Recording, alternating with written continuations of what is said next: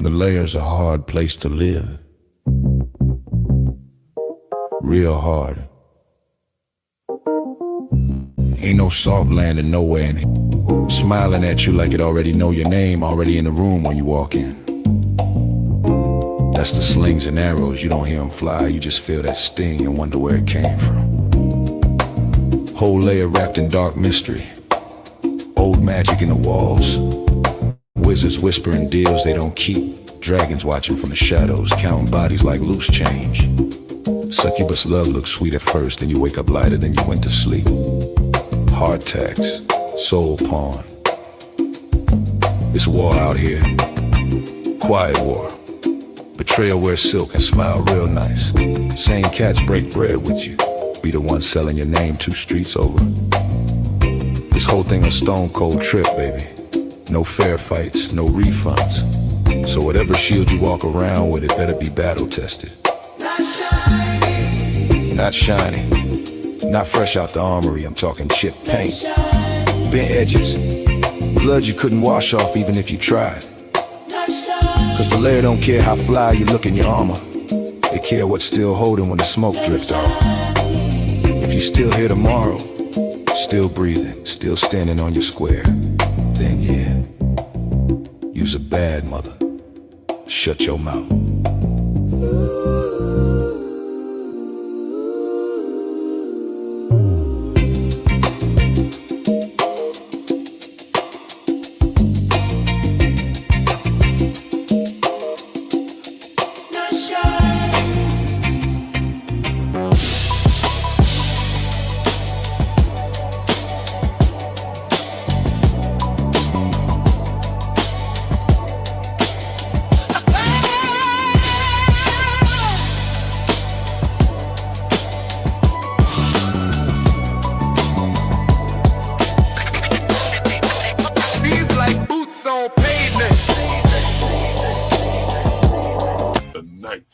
Layer.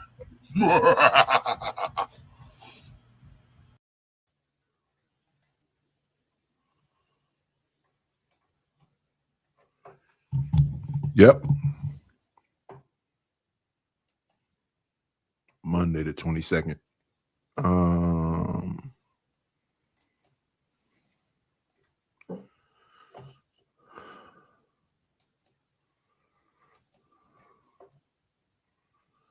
What we want the banner. And want to get here.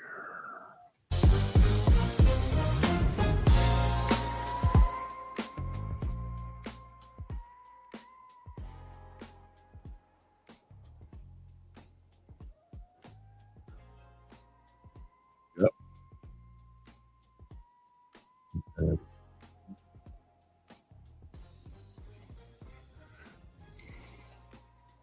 Another one like the other one. They keep losing watch hours, so I gotta try to talk to YouTube and ask them what's going on with that.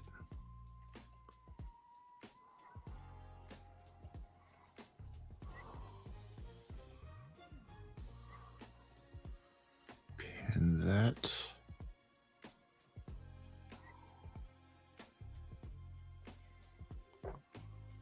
My goodness, that's just too much. Yeesh.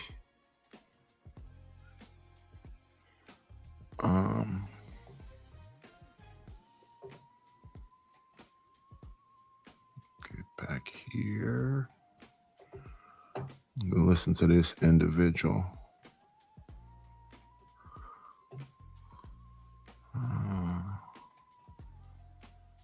Let's go with it. Turn this down a hair more. Right there is good.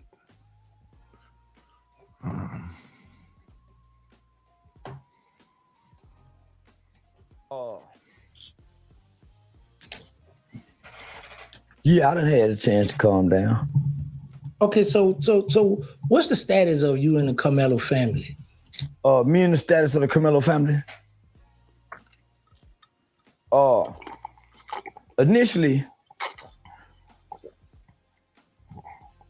I went with the Metcalf family. And I'm gonna tell white people, this not for y'all. I'm gonna get back to white people in a minute. This is for black people and niggas. When Carmelo and Austin Metcalf situation happened, black people ignored it because at first they thought it was black on black. So black people ignored it. They didn't have no say-so about it. You know how I know? Because I was online for at least 2 or 3 days, almost a week, arguing with black people because I said, fuck Lil Ronnie and the Baby Chink, the rapper that had got killed with his baby. This happened around the same time. So when the mother put the GoFundMe on me for the rapper Lil Ronnie, I think the Metcalf family or Carmelo and them family had posted one. So I'm telling black people, y'all don't give a what I say about kids. Because if y'all really care about kids, y'all will be saying something about the kid that got killed out there at the track meet. Black people ignored that. When black people found out that it was a white kid, that a black kid gets a white kid, they immediately started giving to the GoFundMe. So at the time, I was doing a stream with Aiden Ross, and I was telling Aiden about it. And so Aiden donated $10,000 to the Metcalf family. And shout out to Aiden for doing that. I was under the impression at the time that Carmelo had brought a knife to school. So in my mind, if you bring a knife to school, and I don't give a damn if you're being bullied, I don't give a who you're afraid of at school, you need to tell somebody. I wouldn't give a fuck. You walk by too many adults throughout the day going to school, you should tell somebody. So in my mind, this is first degree premeditated murder by a kid on another kid. This kid should get the max. That's what my stance at first, right? Mm-hmm. And you're talking to a guy who was the CEO of one of the most highly recommended youth organization in the state of Texas, which is Hyped About Hype Youth Outreach, was highly recommended to all 254 counties throughout the state of Texas. Oh, wait a minute. I thought I sped this up.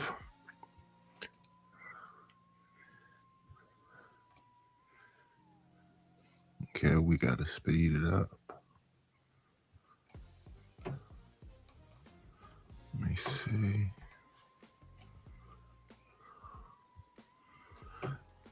Okay. Let's go with it. By the Texas Juvenile Justice Department. I founded and ran that organization. So I actually trained all the state's juvenile correction officers. It's not a county probation department where I had went and trained the youth development. So nigga, I create youth program for the state of Texas. So this is my specialty. Not only that, I partner with one of the most powerful and one of the top 5 best murder death penalty attorneys in the nation. That's a guy by the name of Mitch Nolte. I met Mitch Nolte through a lady who does criminal defense mitigation by the name of Shannon Ross. So along with myself, Miss Ross and Mitch, we've saved plenty of children who've had violent crimes out of Collin County. So this would have been our specialty. Mitch is from Collin County. Shannon knows the judges. I've actually worked in the Collin County courts with the juvenile judges. So I've been there saving kids. So this was my specialty. I believe in first degree murder. Had he took a knife to school because he was bullied, right? Mm-hmm. So I say a few days later, maybe a week later, I get a call from a friend and said that the dad wants to book me. The dad wants to pay me $3,000. I think it was $3,000 or $4,000. The dad wants to pay me $3,000-$4,000 to meet with me. Who dad? Carmelo's dad. Okay. Well, I'm a businessman. He could be booking me for a killing. He could be booking me for a killing. Nigga, I meet up with him, get the money, and I keep the money. I listen to him, I look him in his eyes, and I listen to his story. His story made more sense. His story made more sense. Oh, the son. Yeah, it made more sense than what the media was projecting and propagating. You know what really made me not like the father in the beginning? Why? And what made me not like the family? He let his wife do all the talking at the press conference. Not only that, he showed up in front of the world when his son had killed a white kid in Collin County. He showed up in front of the world with Dominique Alexander and civil rights lawyers. I didn't even listen to this yet, but this is the conversation we already been having about. I think the first person, let me see.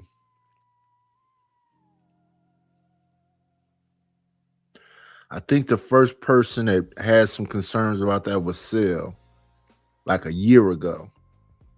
And then we looked into the Dominic Alexander dude and saw his charges and crime and stuff he had did before he got into this social activism stuff. And then more recently, I saw Taz did a story on him too. Got a little bit more in depth. But yeah, this dude was the beginning of the problems, Mr. Dominique. Call me. Attorney Cole called me and said, hey, Charleston, can you help us promote the GoFundMe? Nope. I gave him to the white folk, the white family, and keep it wrong. I know once I see certain figures, once I know I see certain black figures and black faces, Lee Merritt, Benjamin Crump, Jasmine Crockett, Dominique Alexander, nigga, all these run together. Kim Cole, nigga, all these, Freddie Haynes, all these are the hooks and crooks that run together. Nigga, they playing for the money. Ben Crump, but you know who was the mastermind leader? The white boy, Sean King. Sean King probably ran off with $1 billion from the Black Lives Matter donation and getting his cut. So once I saw Dominique, I said, man, they playing, homie. Nigga, so I had a disdain when I saw the family with these people. And niggas, man, come to find out they're not from here. They don't know nobody from here. Family never been in trouble. This man and his wife never been in trouble. They never had a son. So they don't know what to do. These ambulance chasers went out there and brought them to the lawyers like they always do during the police shooting. Why do you think during the police shooting, you always see Ben Crump or Lee Merritt? You don't see no other lawyers. No other lawyers. In the last 15 years, how much money can you think them niggas done gathered in pocket? You ain't seen no other lawyers. So what they do, they get a community activist or leader like Dominique Alexander, reach out to the family, and that's how they get the lawyer connection because it's unethical for the lawyer to pursue it. They got somebody on pull, hey man, go down there and get with that family. I used to stop them in Fort Worth. So they've always been my rivals. Because I wouldn't let them come. I used to expose them when they come to Fort Worth. It's a lot going on. This conversation has been going on for a year. It's been going on for some weeks now. It's a lot of people that's emotionally invested in it. And some people don't care. It's just a story. It's just some content. And that's what I say about, are you concerned about the young, about everything, anything, period? Do people care as just content? They just want to see people go back and forth at each other and just, something to watch.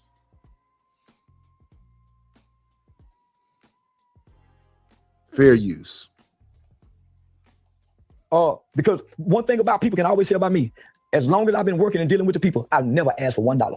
Not one time. I've never asked for $1, nigga. I've never posted my cash out. I've never created a GoFundMe.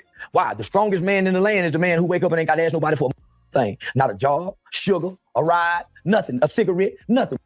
Strongest man in the land. So what I learned to do is to say what I'm going to do. And because of my character and credibility, people give to what I say I'm going to give to. So, yeah, nigga, so the dad paid me I think it was $3,000 or $4,000. I think he paid me $3,000 or $4,000. Told me the story. His character and credibility.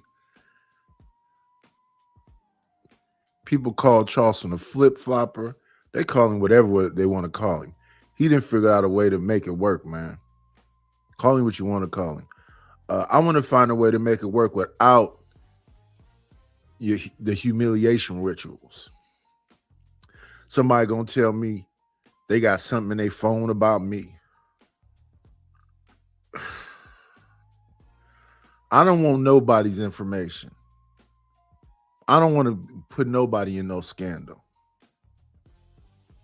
People used to come over here and get in the back chat, drop stuff. I said, nope, I'm not touching that. I'm going to leave that alone. I'll let some other folks deal with it. Let's let some other folks talk about it. And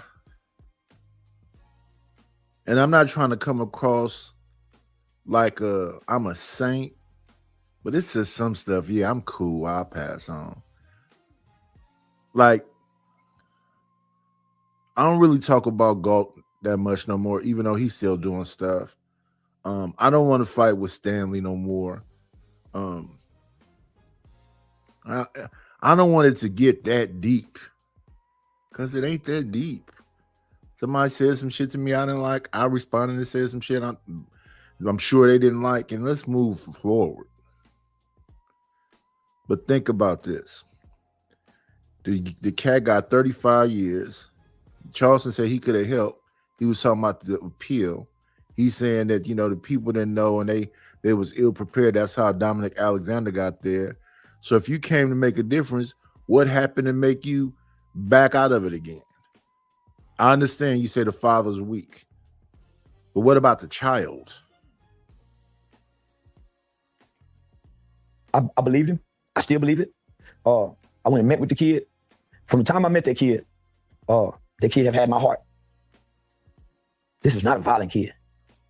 This is not a, homie, if I had to describe this kid in a cartoon, I would say this kid is, his fleece is white as snow. Man, just a pure good kid. Smart, intelligent, fragile, frail, try to seem confident, but self-esteem issues. Dad worked a lot. Dad wasn't always home. Kid don't know how to throw a punch. Articulate, can communicate well, properly, has goals, has aspirations, and being a thug is not one of them. Looking like a thug is not one of them. Behaving like a thug is not one of them. This is one of all our kids. If you can close your eyes, if you have children, if you can close your eyes and think of the best kid around your children, that's this kid. So when I met him, I initially connected with him. And I knew he was gonna have a hard time being on bond. So I started putting things in place for him. I had him an MMA coach, shout out to Trent, a boxing coach to go out there. I loaded him up with books. One of the first books I gave him and asked him to read is The New Jim Crow by Michelle Alexander. It talks about the 1 and 3 school to prison pipeline. 1 and 3 school to prison pipeline. 1 and 3 school to prison pipeline.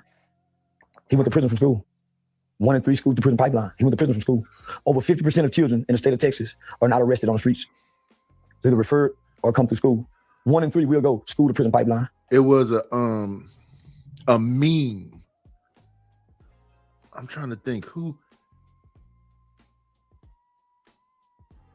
was that. Sexy Red that had it. It was her thumbnail, or it was a meme or something, where the kids is going to school and they go around this thing, and the jail is right there. It's like they was going to you know when you go and roll in school and everybody's in the front of the school? It was something like that. It was a meme like that. That's talking about what he talking about, the 1 and 3 prison pipeline. Man. It was just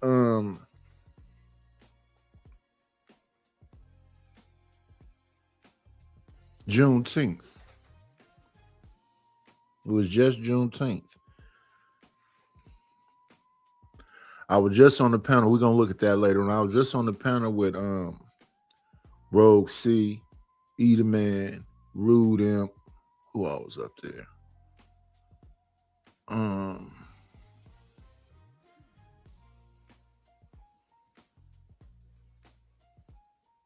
I think the way we treat each other is foul. We can't be on no panel too long before somebody talk about drop the Addy. We treat each other badly.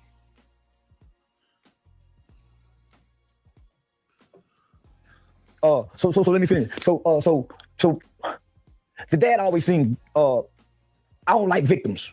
I don't like people. I talk to victims and talk to them to be victorious. I hate a black man to see himself as a victim. I hate a black man to support me. I hate a docile, subservient, beta male. Good morning, Rogue. Good morning, beautiful. Oh yeah. Let me do this since Rogue is here. Let me show her something. Let me show Rogue something right quick. Let me see. We got this. We got this right here. We got this. Let me see. Let's see, show this right here.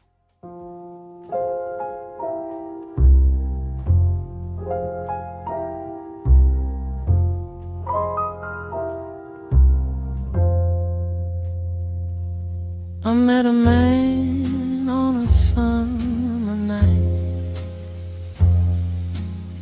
Didn't have to say too much at all, felt right. He smiled at me, said, take your time. The sweetest kind of love ain't hard to find. He said, don't let your eyes fool your heart. real thing shines when the lights get dark.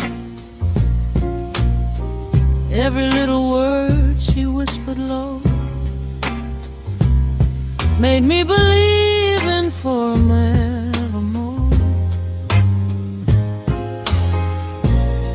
Diamonds fade and roses fall, but true love keeps standing tall. When the world keeps changing every day, your heart always knows the way. How do you spell love? Tell me, baby, how? Is it every little kiss? 1920s. A crooning lady, a crooner. Rogue probably wrote that and left. Didn't even hear the song. Black man. No matter how much respect and likeness I have for you, you can't be that kind of man with me. I hurt your feelings. So I never hurt his feelings, but I was rough with him. See, while everybody talking, there was a time when he needed all these black people with these opinions, all these black lawyers that he said is powerful now. Where was they at then, nigga? They saw you with the same lawyers that you got now. You reached out to all these, well, nobody done, nigga. They gave you a GoFundMe when the black lawyers and the black people realized they couldn't get that 600,000. Well, nobody done, nigga. The white people went in, and because there was so much controversy, and he had so many oppositions in the white Republican conservative world, they put a halt on that money. Only people could touch that money is the lawyers. He couldn't have no access to it. They would start going up to his job, acting like they wanted to buy a car. Get to the finance guy and say, hey man, this son killed somebody, y'all better get him out of here. The job didn't fire him, but just for the safety, and they had to let him go in the brain. They had to let him go. He called me crying, homie. I ain't no savior, and I don't give a damn about helping another grown man. But because of my heart for his son, I put him in the car with me. And I didn't have a position for him. I made him my road manager. I took over the car payments. When he told me, man, they looking for Carmelo truck. Carmelo had just had a Jeep, I guess had a red Jeep. He said, they don't put a hit out on Carmelo Jeep. I can't hide it. I said, nigga, I'll take over the payments. And I drive it around and let him look for me. I put the target on me, man. So he said they couldn't sleep home. They were moving so much. And because of my heart for my people and because of my heart for this family, they didn't deserve the backlash that they got from the white racist people, the threats, because their son made an impulsive decision. This was not a planned murder. Yeah, it was an impulsive decision. And the biggest mouth, I think his name is Jake Lang. And he was the biggest mouth a year ago. Like, here's the thing, when they go, that child's a murderer. Somebody got murdered. So yes, you could say that. But is he a murderer? Somebody got murdered. You could call him a murderer. But is he one? See, like the other thing is this. I was talking to somebody and they was going through this whole who's a hoe and hoes is this and hoes is that. But is she a hoe though? That's the question. I've talked to some women and I really listened to them. And then women think a lot about men. Them women pedestalize men. Them women, black, look at the black man like she want to help you. She want to, JP call them healers. She trying to fuck you into being a man. She trying to screw you into standing up. She believed in the men that she messed with. She not just a hoe. She just never really met no real men. And a lot of guys out here be like, oh, lie to them and just get your. So a lot of guys lied to her that she believed in and she tried to be with. And by the time she figured out you wasn't shit, you had already hit. These conversations are a little bit deeper than the superficial level where people want to keep them at.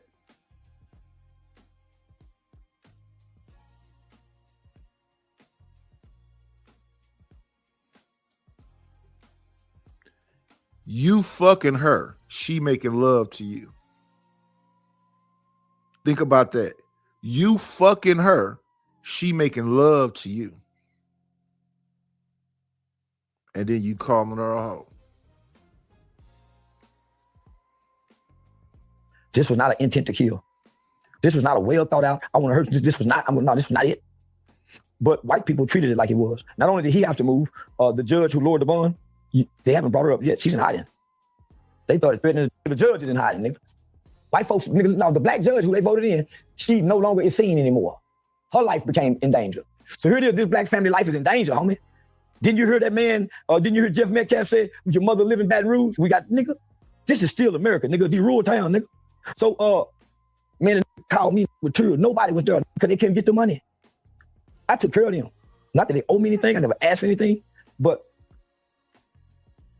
I put a target on me. So I started going online, fighting everything that was coming after them. Sarah Fields, Jim Lane, the white boy that just got arrested for shooting in the head with the $1 million. I made them target me, homie. I started attacking them, saying, man, y'all come after me so this family can sleep and get some peace. I offered to let them stay in my house in Dallas, but your whole family can stay there. Nobody know where it's at. So these people was actively seeking and pursuing them. Real white people, nigga. Just Texas. So I took this big right. You used to see me coming at Jeep. Mm-hmm. They were looking for a son Jeep out there. You gotta let my son drive that motherfucker. And I knew I should have did it. I would give my son money, nigga. He Uber eating out in their old neighborhood in the Jeep they looking for. A truck run my son off the road. I ain't said nothing. I ain't gonna scream my mama. It didn't dawn on me. Fuck. That's some gangster shit, man. That's gangster.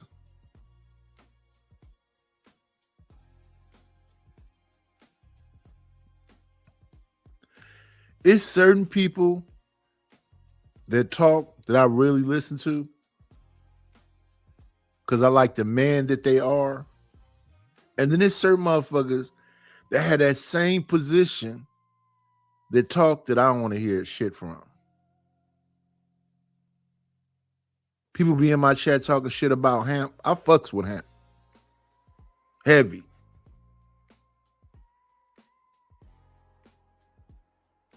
That's a cult over there. I don't give a fuck what y'all want to call it. I listen to him. He sound like he gonna protect his people.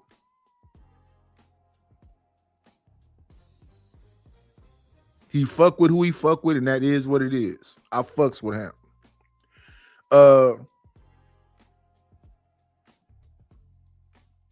Angry Man. I fuck with Angry Man too. Mr. Fantastic. They call him the red pill, say he's zesty, sassy, all he talks is statistics and blah, blah. But I fucks with Fantastic. The man that he is. Even though sometimes he cuss me out too. I fuck with him, Fantastic. You already know my friend, the only person on these YouTube streets I call my friend, Rogue Raw B. I fuck with Raw. Y'all be talking crazy to her.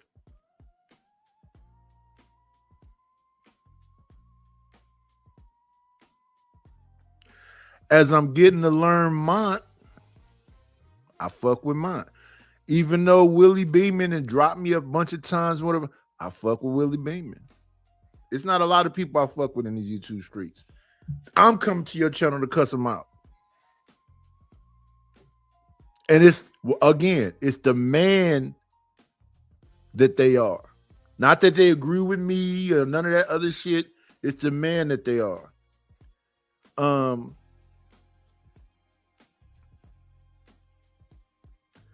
All the Fight Club alum, all the people from Fight Club, so Sharon, Beans, whatever else, I might be bumping heads with them and clashing with them, but it ain't hate. It's not hatred. I don't hate Beans. I just don't agree with him.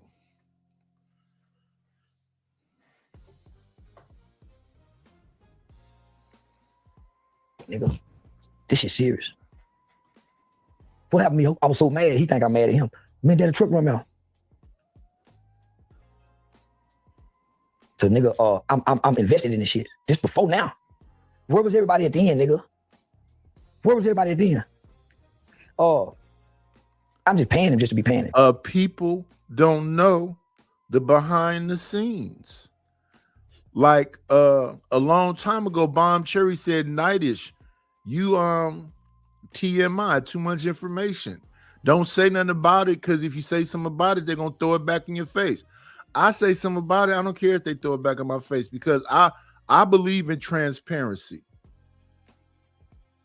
I'm trying to get the fuck away from this house.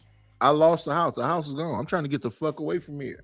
I need some movers to come here and move this shit. Let me go on it and start a brand new life.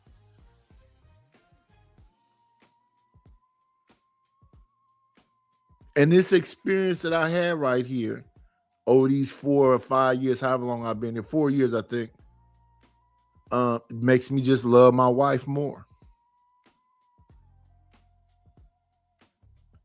Because when I look at all of the bullshit that I wasn't really paying attention to back then, because our expenses should have, that's why I talk about generational wealth.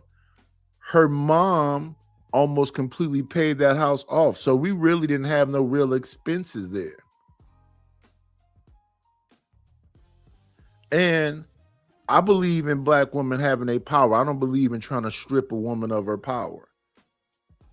Now, some shit, but here's the thing about my wife. My wife apologized to me a couple times about some shit and said some things to me. I just believe in the human condition, man. We ain't nothing but humans. We gonna fuck up. So all these people on here, they be talking like they perfect. And that's why I say it's certain people, I fuck with them as the man that I see them being. So like I say, Hamp, fantastic. I'm figuring out what's going on with Mont. I'm figuring out what's going on with Willie. But it's not a lot. It's not a lot. I think a lot of people is performing.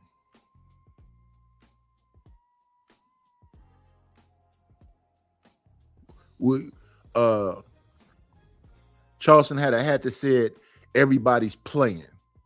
Ain't nobody real. They playing a dangerous game, lives is being lost, and they ready for all of the smoke, but they playing. They playing. They not really real.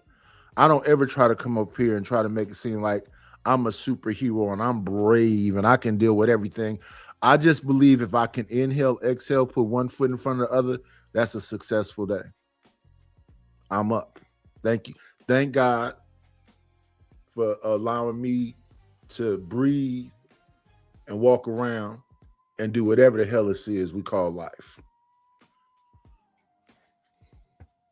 I'm paying the car note. Nigga, I don't need this motherfucker, nigga. I ain't need it. Just hitting him, nigga. So he telling me I'm at his beck and call all to the day, all up into the trial, even throughout the trial. I'm at his beck and call. Any hour of the day, I'm at his beck and call. Me and Carmelo texting back and forward. He one of the most positive kids. He's stronger than his daddy. He's stronger than his daddy. Every book I gave him to read, he read it. He's stronger than his daddy. His daddy whining, man. I'm at his beck and call like a real brother. Good morning, RHS. Long time no see. I hope you had an amazing Father's Day, brother. Shout out to you. But I ain't never making him feel like I'm over him or nothing. I'm talking God talk, trying to give him faith I ain't got. Lying to his son, telling him God got it. It's gonna be all right. But I saw that white jewelry and I quivered, shivered. But I told him it's gonna be all right. Then God gonna work through that white jewelry. I was lying. I didn't believe that. But I couldn't tell him I ain't have faith no more. But I was like, I lost faith in him when I seen that. But I'm in his beck and call for a whole year. I ain't telling me I'm having fun for the whole. No, nigga. I gave him my heart. I gave him my time. I gave him my money, and I never spoke on it. For months. This man was saying, man, I feel like this lawyer gonna sell my baby up the road. He telling me this, man. He telling me this. Where you get the lawyer from? Dominique.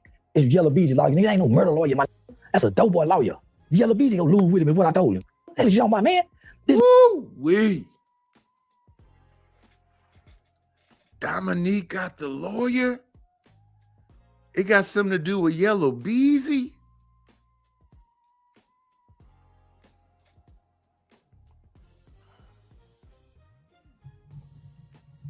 That's some railroad shit. That's some railroad shit. Yeah, Yellow Beezy.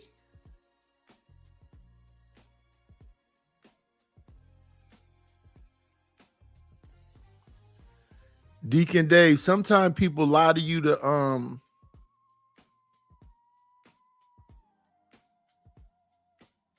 give you hope. They lie to you because they don't think you can handle the truth. Baby, do I look fat in these jeans? No, baby, you look sexy as ever. Why would you focus on she got love handles?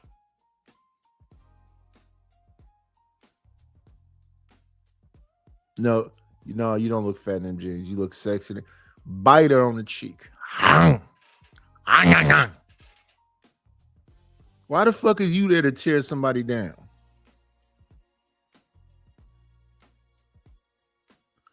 I'm gonna always look my nigga in the eye and say, we got this, even though we probably about to go die.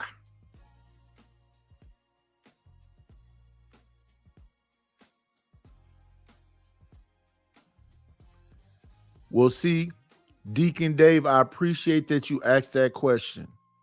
And my question would be, what is real? What is real? I always hate the conversation about real niggas do this. What's real?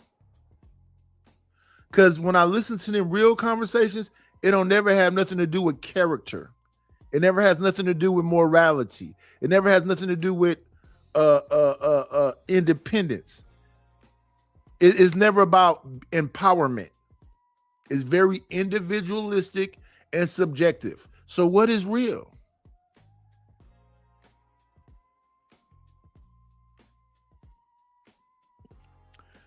And then the other thing, Deacon Dave, because you be over there with the intellectual, the guy that reads the books, the one that said he's smart, right? You be over there with Stanley.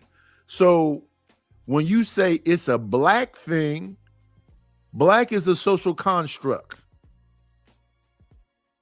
So if you say it's a black thing, then what's real about that?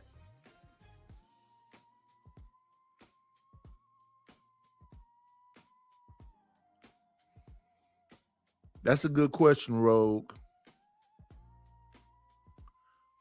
That's a good question. That's a good question. That was the conversation I was having with my brother Maurice. Maurice sent me some bread when I needed it and told me, don't worry about it. You got it. I rushed and got the bread back to him. He was like, brother, I told you don't worry about it. But I'm the kind of person, I can't fuck over my people. I need Maurice to know I really fuck with him. So I can't fuck over my people.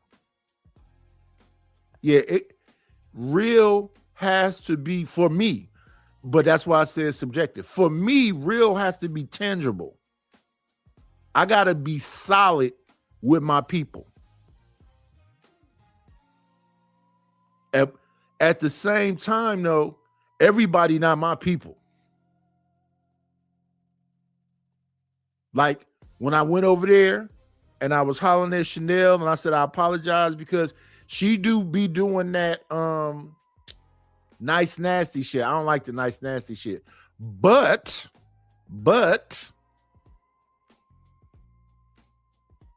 like I say my YouTube friend is Raw B, and people don't like Raw B because of her conservative mindset and certain things that you say. They'll say that she's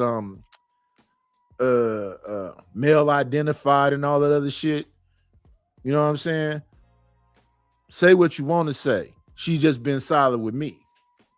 I don't know about all that other shit. That's all cool. And when I disagree with her, we don't have to argue. Some things I disagree with her about, we don't have to argue about. I just accept that. And I think that's what being a real friend is.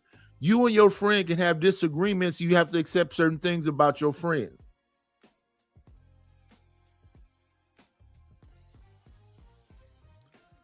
Good morning, M. Mills.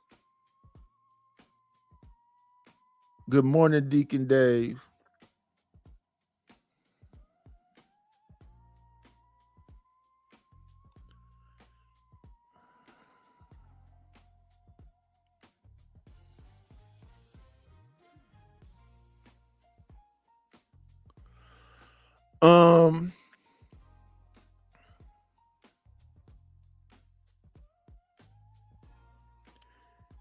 What you'll notice about me, Deacon, like for instance, let me see, is she in the building? I'm gonna see her name today.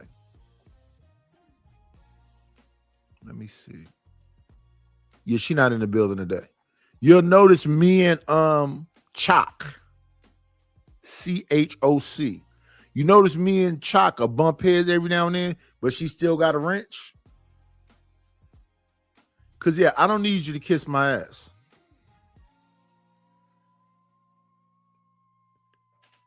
Like I was running around here talking about 600,000 people lost their job when it was 300,000.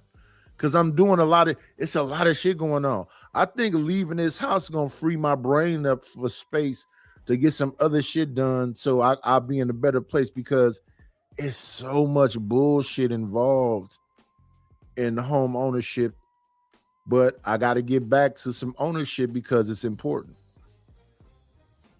Hopefully I'll be able to do that. Get my shit all together, get it organized, get it proper, get my, trust and will and life insurance and all that shit together. Because we got to be responsible. I don't want nobody selling on motherfucking, well, I don't even think nobody would. Car wash, sell dinners, GoFundMe. Well, it's one person that might do it. But yeah, I got to get my shit together, brother. All the way together. But yeah, listen to Charleston. I think privately doing these things behind the scene, if he did them things, is powerful. And Deacon, I hope the best for that relationship with you and Stanley. You can deal with him. I don't like passive aggressive niggas. Just be straight up. I don't like that slick shit. Because that's another version. That's the male version of nice nasty.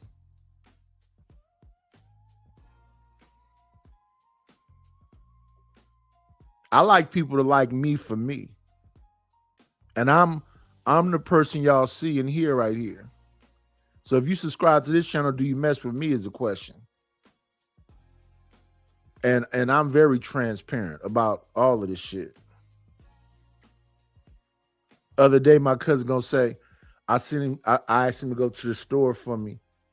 Cause I usually do everything digitally. I like my money to be either on that Cash App, that PayPal, that Venmo, the Zelle or whatever else. Cause I don't want no paper money.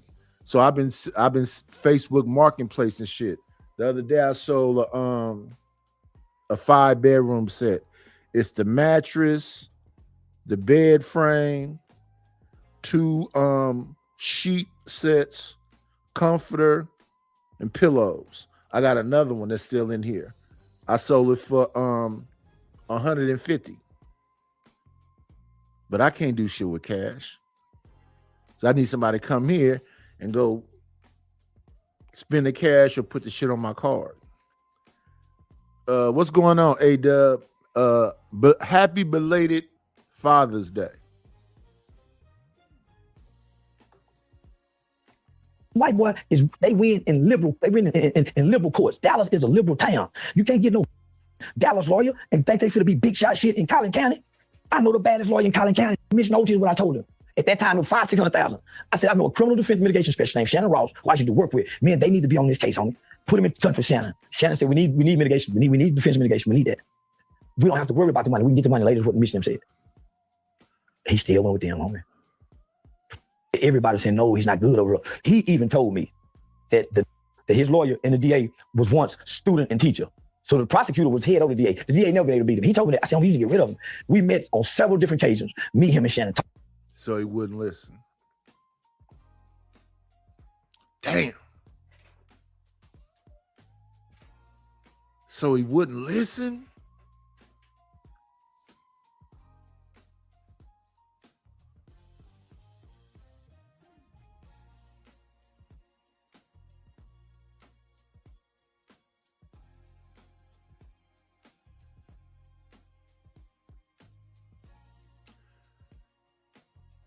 Deacon Dave friend said, Deacon Dave friend Stanley said, motherfuckers is low informational, highly opinionated. I'm gonna put that shit on the shirt. Low informational, highly opinionated. It's something else I did outside of the rogue stuff. Outside of rogue stuff,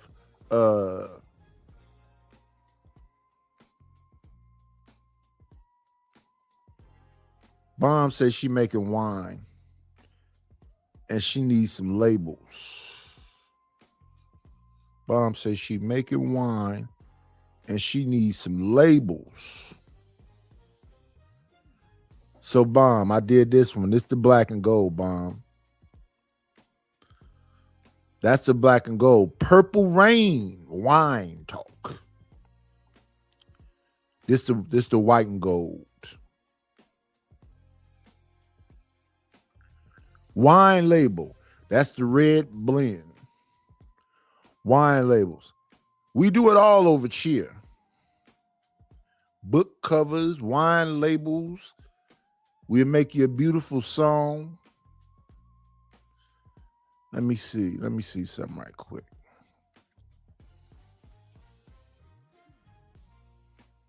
Let's go with the Bomb song. This is called Jazz Bounce. Late night and daytime, comment section warfare. Everybody tough online till the pressure pull up.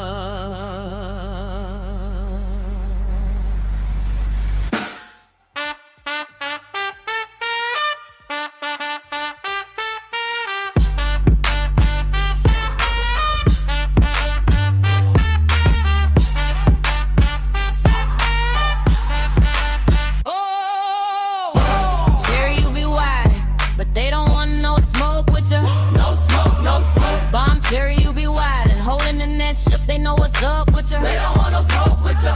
Bomb Cherry, you be snapping. Every post turn pressure when you roll up in the mixture. Wildin', wildin', wildin'. Bomb Cherry, you be wild and they talk loud online but get quiet when confronted. Everybody play tough behind avatars and hashtags, throwing stones then hide their hands real fast. Gender war battlefield, all toxic and bitter. Everybody keeps score like love or competition. One side screaming all figures trash, other side yelling all Mrs. Gold Diggers back. Algorithms feed the chaos for reactions, turn pain into clicks and clicks into distractions. Bomb Cherry slide through, speaking reckless truth, laughing at the fake booze, selling fake pools, podcast kings yelling through neon lights. Whole comment section look like benching fights. Meanwhile, real folks still lonely at night, still hurt from betrayal, still searching for something right. Nobody wanna heal when attention pay better, so everybody online just applying more pressure. Bomb Cherry, you be wildin', but they don't want no smoke with you. They don't want no smoke with you. Bomb Cherry, you be wildin', whole timeline froze when you entered the picture. Bomb Cherry, you be snap, every live turn chaos when you stir up the mixture. No smoke, no smoke. Bomb Cherry, you be wild, everybody loud online till reality hit them. Shout out to the Bomb Squad. The brother Rude is in the building. Salute to that man. Salute to that man. Let's go on ahead and wrench him up. Let's go on ahead and wrench him up. Shout out to Bomb. Our initial meeting was whatever, blah blah blah blah blah. But now that we didn't heard Rude tell his story and the situation and blah blah blah, I can understand. You know what I'm saying? Shout out to that man. Let's move these out the way and get back to Charleston. Damn, that's fucked up. They did not listen to Charleston. When this is Charleston, he went to jail as a youth. That's his whole shit. He definitely could have helped him, but if y'all not gonna listen to him, it ain't shit he can do for you.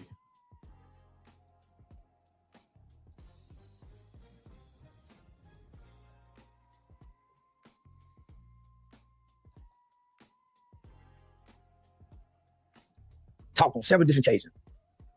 He stayed with them for whatever reason, homie. But the guy ain't stopped helping him. I was frustrated, mad about it, homie. But I ain't stopped. I'm taking his son's shoes. I'm taking him, just trying to keep his picture a good kid. Good morning to my brother Sharon. What's going on with you, Sharon?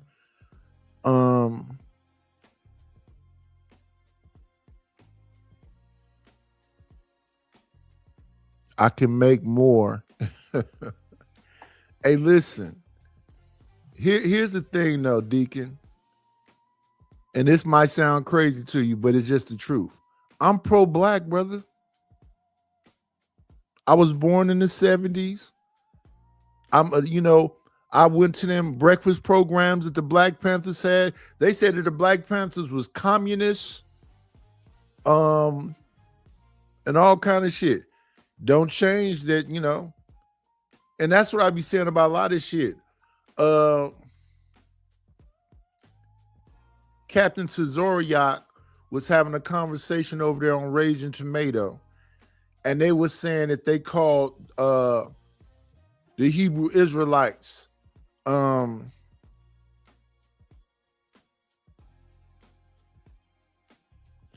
what's that fucking title they made this title up a while back. Black identity extremists.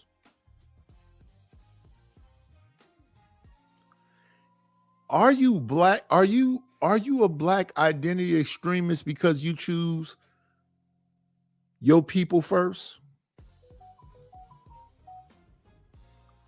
Are you a black identity extremist if you choose what look like you first?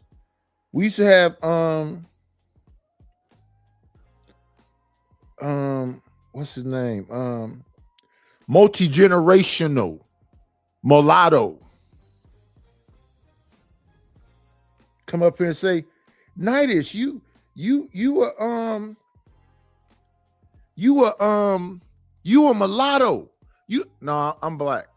I don't care. I don't give a fuck how much I stay out of the sun and pink my skin get. No, I'm black, brother.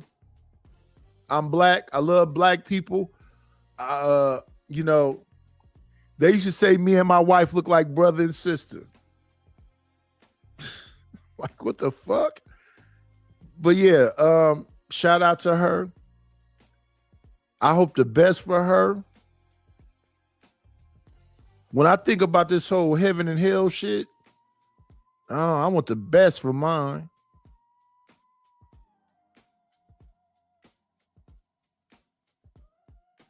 Because I try to see beyond just the superficial person and really look at the individual and how but I think women in general, but my wife is a people person, and all I ever seen her do is help people. Kids, old people, fuck what she did to me or what we've done to each other. All I ever seen her do is help people.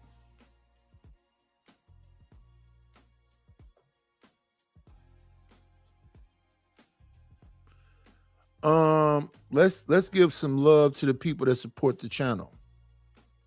We're gonna go old school.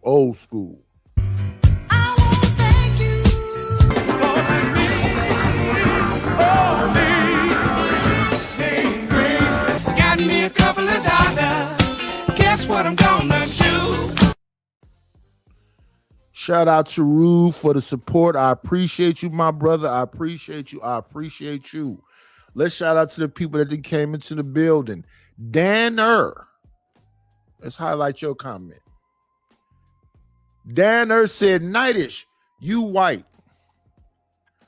My mama is from Pine Bluff, Arkansas. My grandmama, my mama's mama looks like an Indian woman. My mama's mama looked like an Indian woman. I showed a picture of my grandmama before. Let me see if I can grab this right quick. Miss Dolores. Give me a second. Let me go see if I can find a picture of her right quick. I got a picture of my grandmother back here somewhere.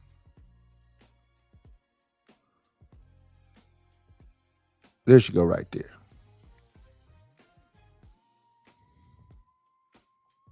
There go my grandmama right there. That's my mama's mama. Look like an old Indian lady. I don't know if it is some white people in my family. I don't know where they are, because I know my grandmother and my great grandmother on both sides of the family, and I've seen pictures of their husband. I don't know where the white man is at, but that's my grandmama right there. Look like an Indian lady. Now that's my mama's mama. Now let me see. I think I got a picture of my daddy mama back here too. Give me 1 second. I got a picture of Miss Otis. Where's she at?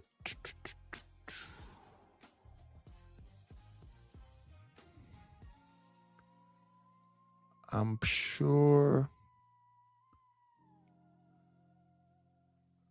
Where my other grandmama at?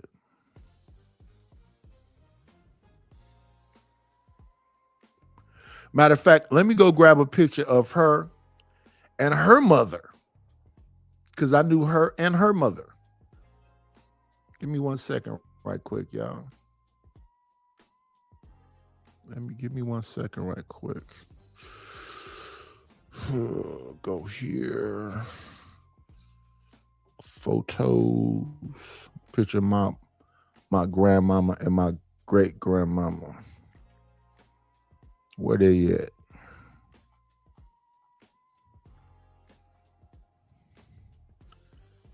Because they was at my wedding together, and I took a picture of them there.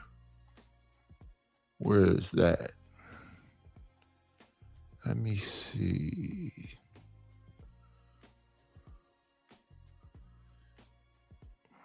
There she go by herself, but I want a picture with her and her mother.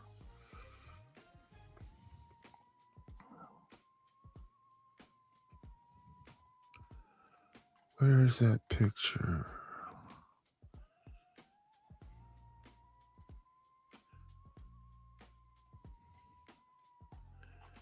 Where is it?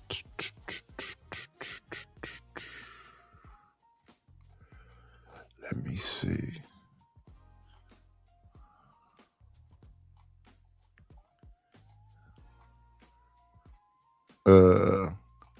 And I also think this, we need to find a way to love each other better. I know I'll be talking shit on people's panels, but I love being around my people. Where's that damn picture?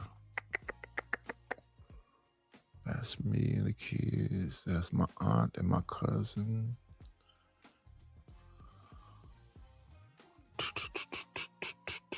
Damn. 1 second, y'all. 1 second. And we're going to get back to Charleston. People be like, fuck Charleston. That nigga say everything about. I be wanting to hear the details. What made him change his mind, and now we hearing the details. He was financially invested, emotionally invested, all those things, and they wasn't listening to him. I'm just looking for the wedding pictures. There go my mama. Let me see.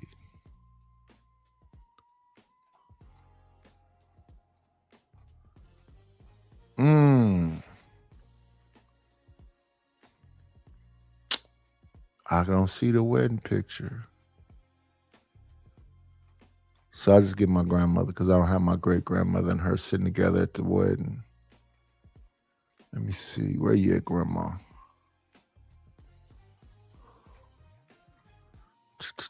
I just saw it.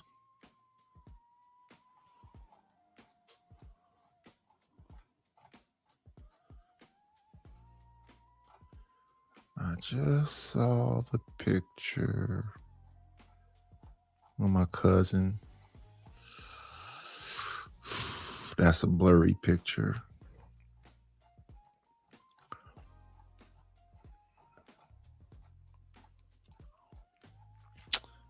Let me see. There go her. There go her cousin. It's me. Where you at, Grandma? There go Pops. My cousin.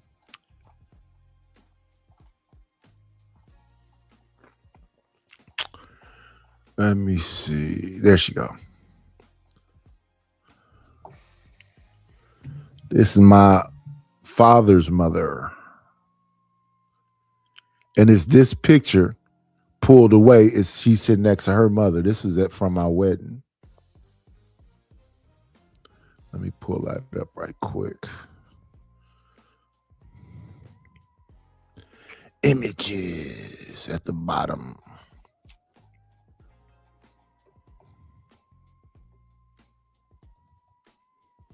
This my daddy's mother with her church crown on.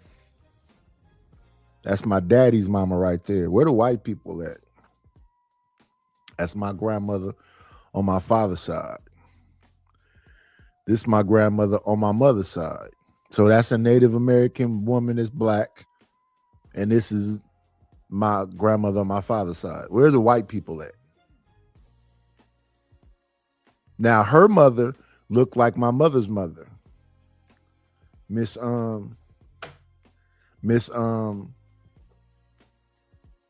grandmother on my father's side is Otis. Her mother is Beatrice. That's my great grandmother. When I was how you doing, Miss Angel Earthlove? When I was younger, my father used to be a property manager, a bunch of apartments. My great grandmother Beatrice is the one who owned all them apartments. So he used to say, "We're going to see the boss." He never said that was my great grandmother. I remember being in our house waiting while he was waiting for her. He would go in the kitchen and make coffee and stuff. I'm like, he real like comfortable and free in his boss house. And I was around these people when I was young. I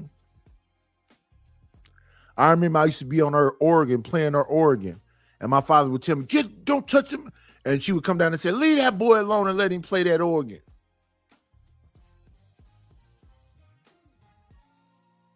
I got married when I was 24.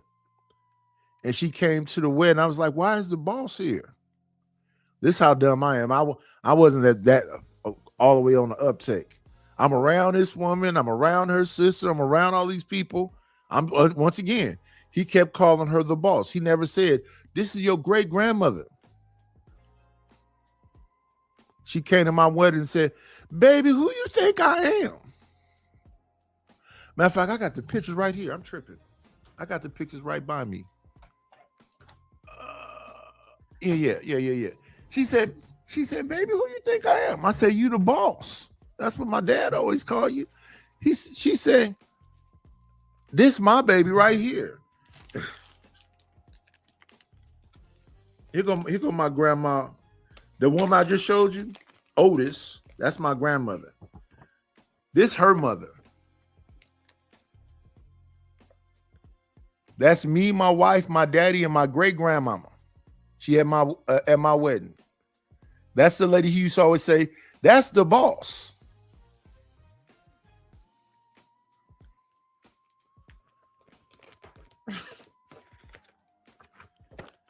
Miss Beatrice.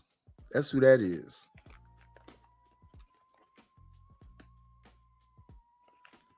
Man, you want to talk about fucking over some money. Yeah. My wife did take care of everybody, but you talk about messing over some money. You see, I do got a picture.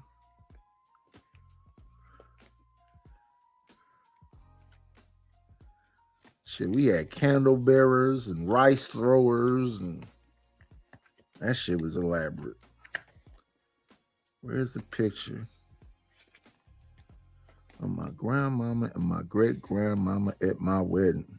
My mama, my grandmama, my great grandmama. We had 250 people at the wedding, y'all. I tapped out around about 11 p.m. I said, I gotta go. I can't be here no more.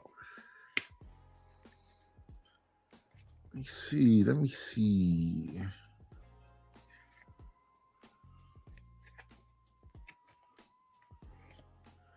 Let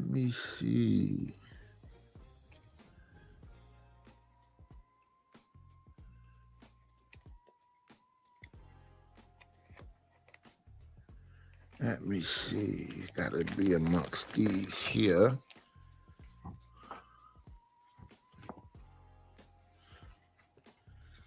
Let's see.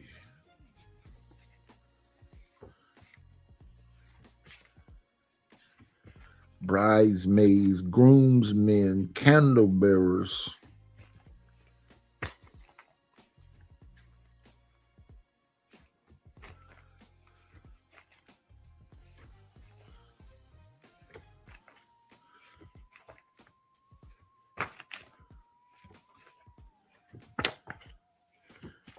Damn.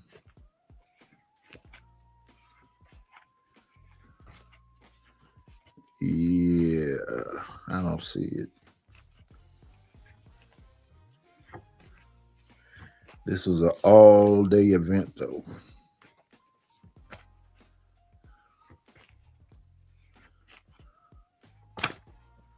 Is that it? Nope.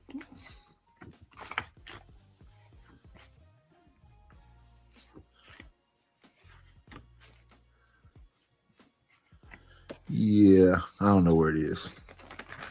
Let's move forward. What happened with Charleston in the Carmelo family? Hey, Candy Cane. Shit. Let me see. So the guys came over the night before the wedding. We stayed up hella late. I woke up sleepy. And then, you know, we getting our suits on and everything. And by the time I get to the wedding, I'm just I'm tired when I get there. I got there tired. I was back then, we was drinking them motherfucking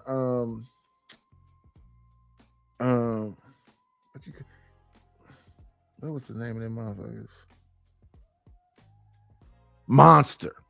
Monster energy drink. I had a Monster energy drink to try to wake me up a little bit. 11 o'clock though, I tapped out. I'm like, yeah, I can't do it no more. I done danced to my feet, and I'm dancing in some motherfucking square-toed Stacey Adams. Stacey Adams is a hard shoe. Especially the new Stacey Adams, it's not comfortable really. They look cool, but they're not comfortable.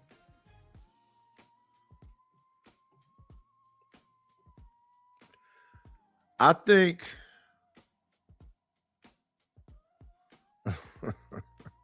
I seen a bunch of them women taking them high heels off and putting on slippers.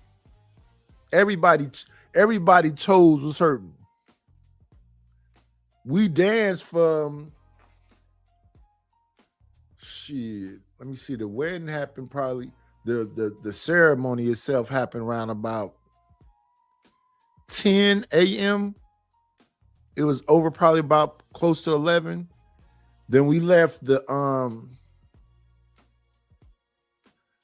because we got married in a cathedral. We left the cathedral and went to a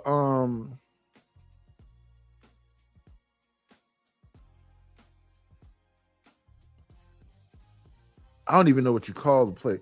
It had a stage, an auditorium.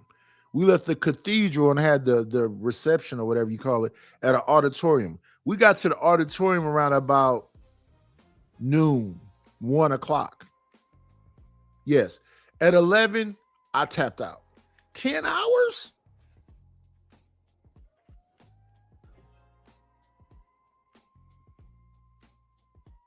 I got in that limo and told everybody, yeah, I'm gone. I'm getting up out here. Like 5 of my cousins came with me to the house. I got to the house and took them shoes off, took them socks off. Yeah, I tapped out.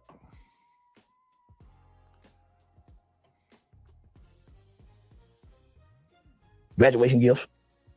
But nigga, I ain't doing this looking for nothing in return. I really believe that's a good kid. Still to this day, he didn't intend to do that. It's a reason why they ain't released the whole video. It's a reason why America have not seen that video. It's a reason why. With criminal defense mitigation, Shannon would have had an opportunity by way of the courts and Carmelo's rights to interview every kid up under that tent. Why didn't no kids intervene? Why? There's a picture of, they saying Carmelo didn't belong under the tent. Well, if he didn't belong under the tent, why was he up under the tent just the previous week prior with all the same students there? But you know who wasn't there last week? The 2 Metcalf twins. They were suspended. So they come back and then, so this small frame kid was approached by 4 football players, not 1 white kid. And he never stood up. He remained docile until they started putting hands on him. New kid, new to the area, not a lot of friends, don't know how to fight, no violence in his history, never referral to the principal's office. No one can ever get on the stand and say this kid said anything threatening or anything and it's passing out. Just all of a sudden, this one day, this kid is violent and threatening. No. I learned from going to school for psychology and dealing with criminal justice that even when you get in court, they look at what you've done before and add up what you did today. Past behaviors have always dictate future. And that's all I be trying to say to people. What is the events that led up to? What is the character of the person up to? So what people will do on here, though, is they say, blah, blah, blah, blah, blah about me. But look at what led up to. I came on here, my first time on camera, I'm on Fight Club. Aaron O, Brittany B, Patriarchy,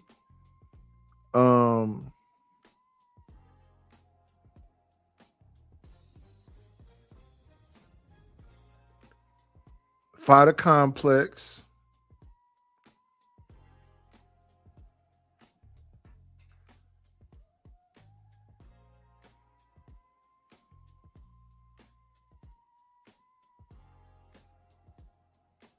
trying to think. The very first night I came up there. The very first night they was, before I ever even got up there, I used to be in the chat first. They was on me in the chat. Then when I got on camera, it was up and it was stuck. I started my channel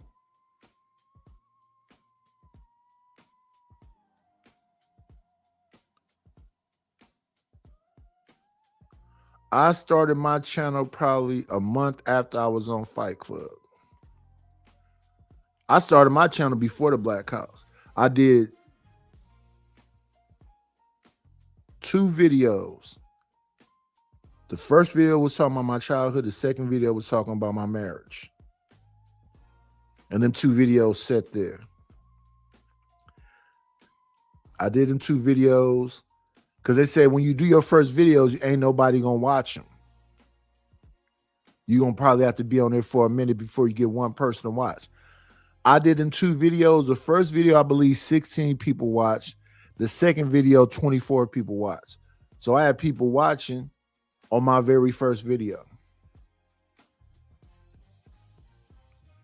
I think they started commenting when I came back to doing my show.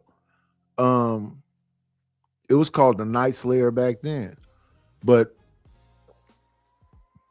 by the time the Black House was created, And then they separated. When they separated, that's when I did my third video. It was a black house after party. By that time, they was calling it the crack house. So it was a crack house after party. That I did my third and fourth video.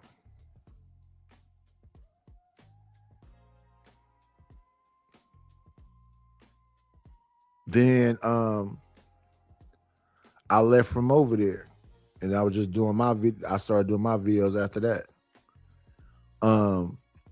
Fatty came, Jay Prince came, Aunt T came, Daryl Long came. Almost everybody from the Black House came and uplifted the first layer. The first layer got most of my subscriptions from Fatty and Jay Prince. And then when I got monetized, Fatty and Jay Prince came over here and we had a monetization party.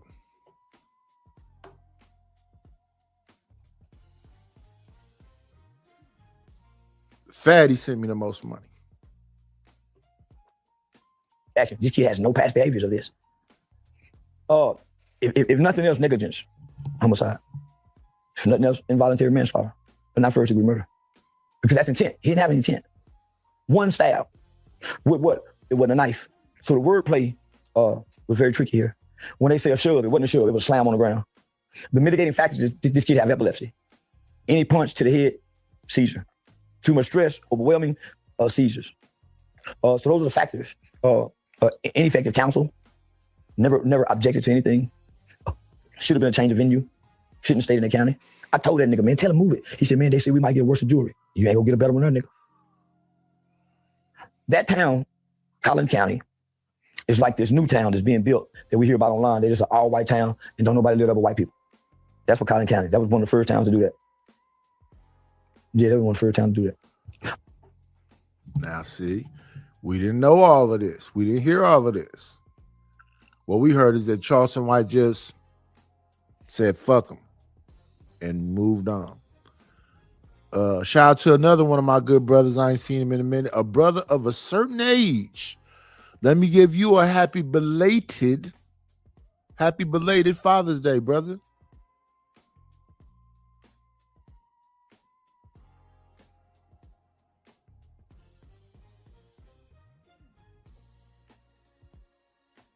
A happy belated Father's Day. Yeah, brother of a certain age. When I did them videos, I had a lot of shit on my mind, man. I'm cool now. But when I did them first two videos, man, I was angry. I was angry and I was sad.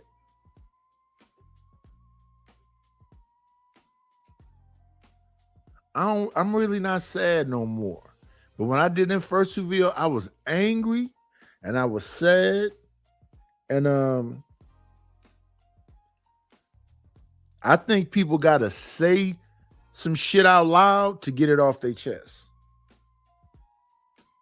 Ever since them videos and all the other shit that happened since then, that was helpful to me.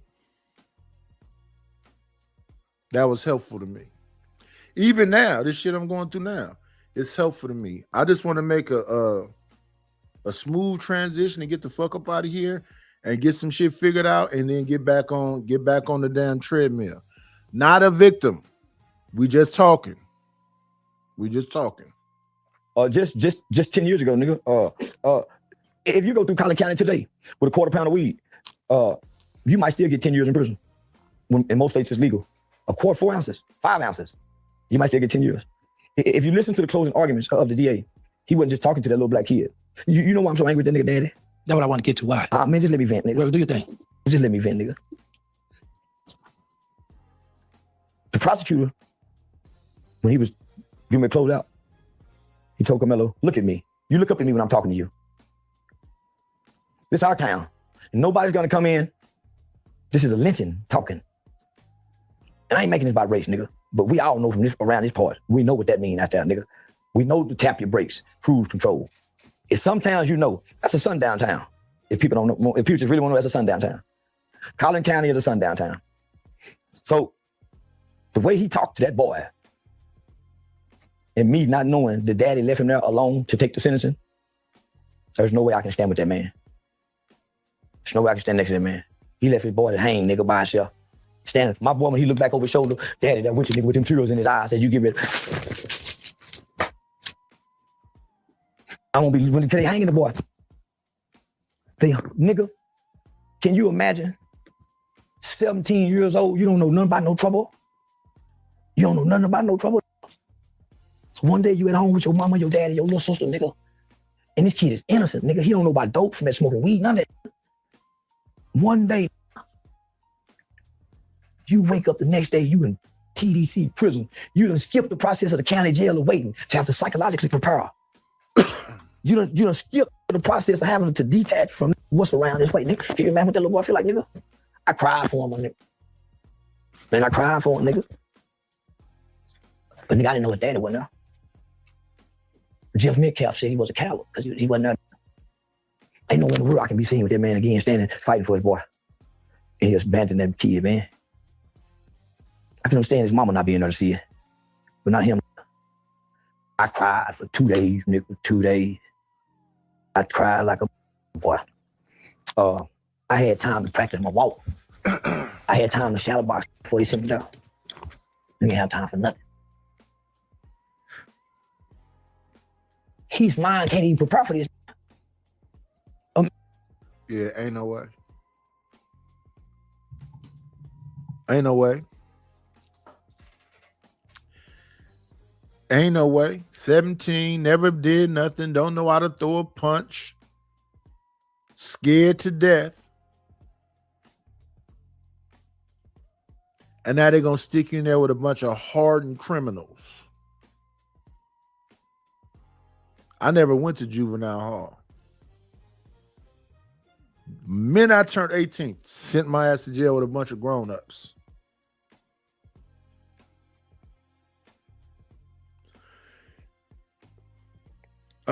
Back then, we was in dorms. Well, the first time I went to jail, we was in dorms. Big, wide open dorms. You're not behind no wall. It's just a gate in front of you. I'm 18, 6'2", 230. And the motherfuckers that's fucking with me, fighting with me, starting shit with me, is people I know from my neighborhood.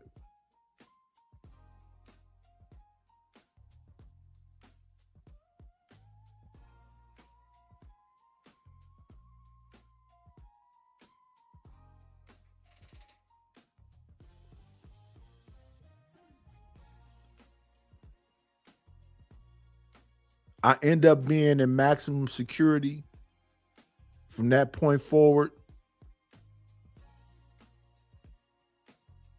because we had a lock in the sock incident. It wasn't even lock in the sock. It was soap in the sock. It was yellow soap in the sock. They hold down the blanket so you can't move and then hit the cab with the soap in the socks. So I could, from that point forward, I could never go to jail and be in the dorms again.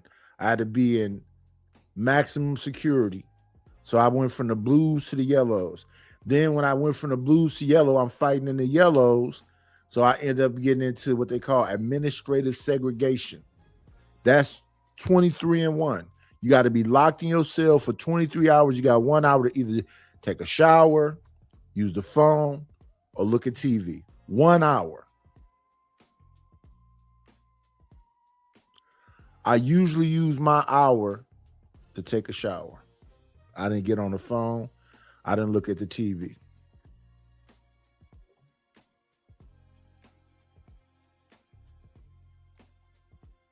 Imagine your baby just graduated high school one day and the next day he in hell. If he got to wait 2 to 3 years on appeal, he don't be the same kid. he gonna be a monster. If he got to wait 2 to 3 years, homie, if they can't go get him, hurry up and get him out, get him a pill bomb. He ain't gonna be the same kid when he come back. No kid should be there. Now I hear people say, man, he's 19, man, ain't that boy ain't like, man, that don't mean he's grown. So I raised $1 million. They want 150,000 off top to retain an appeal lawyer. I put up 75 after most of my total. The first thing the dad said was, we need to start to GoFundMe, man. They shut the GoFundMe down. When he tried to get the GoFundMe, he called me. They shut the GoFundMe down. I said, shit, nigga, that's good. Yeah, nigga, all that big. Now we can show the world for us, by us, with us, of us, or against us. Now we can show the world we can take her on like they do theirs. Chud got $1 million. Derek Chauvin got everybody done something to it. They raised $1 million for him. Let me see if I can do it for you. What I told him. I think I can do it. I got you, nigga. Tell him I got it. Tell him I got him. When you talk to him, tell him I got it. You send him some books to read to keep his mind straight. He called me back and said, man, we didn't even have the medicine. I said, I got the $1 million. I got called from, man, some big name people.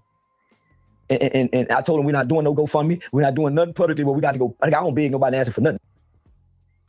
The strongest man in the land. So nigga, I'm strong. So I can't. So a lot of people don't want to do it publicly because they don't want to be, it's too political. It's racist, yeah. So they love to give in the dark. So I never came and said anything publicly. In less than 24 hours, I was calling him, saying, hey, we're gonna meet here to get the lawyers the money. What's going on, Missy Blue? Good morning, beautiful. What's going on, CKJ3? Let's talk about this. Hey, Sin7. Sin be sending me stuff from the back to look at and check out. I've been paying attention to it, Sin, but we going through a little bit of something right now, but we gonna get back on top of it.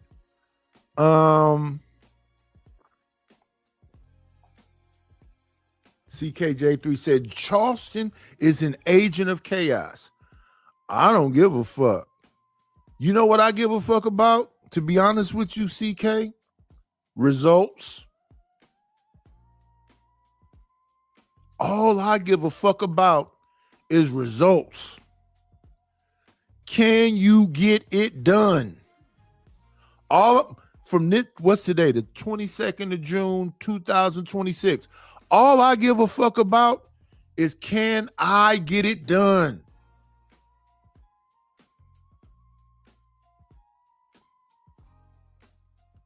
This is what all niggas need. Y'all gotta find a way to have some motion. I'm 56, about to be 57 in 6 months. Motion is all I give a fuck about. I don't give a fuck about these niggas on here that's upset with me. I don't give a fuck about nothing else but some motion. How can I get some shit cracking? That's all I give a fuck about. And if I can't get nothing cracking, I'm a failure. I don't give a fuck about none of this other shit. You call him an agent of chaos, call him whatever the fuck you want to call him. That motherfucker know how to get to a bag. As much shit as I talk about Adrian Broner and Dina Great and whatever else, they know how to get to a bag. He's a drunk and all that shit fucked up his boxing career. But that young motherfucking Dominican or whatever the fuck Dean is, they found out a way for them to get to a bag. That's all I give a shit about. All this other shit don't matter. I got motherfuckers send me some shit in my phone about you. I don't give a fuck. All I give a fuck about is having some motion. Can I make some shit shake?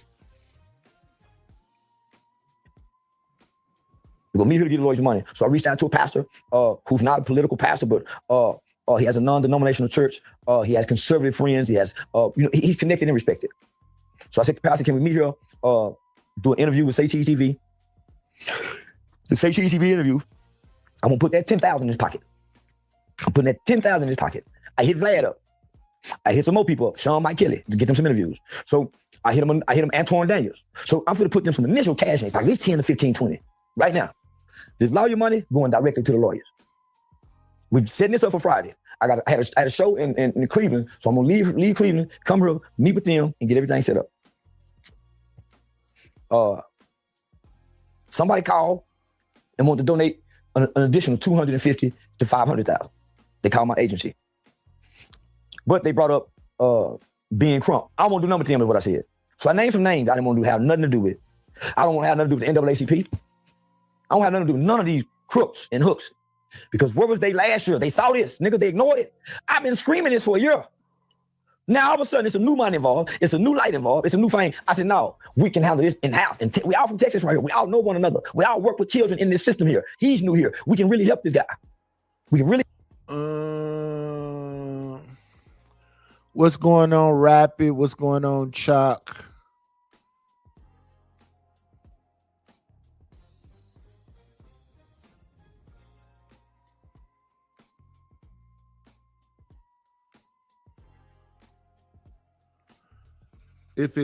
Here's my thing with this the Agent of Chaos. I don't give a fuck. Why you choose Dominic Alexander to choose your attorney? And I would have never put Carmela on the stand, but you need somebody that's gonna object and oppose everything the prosecution is saying and fight a good fight. This all happened. Y'all gotta understand, this all happened in like what, 2 days, 1 day?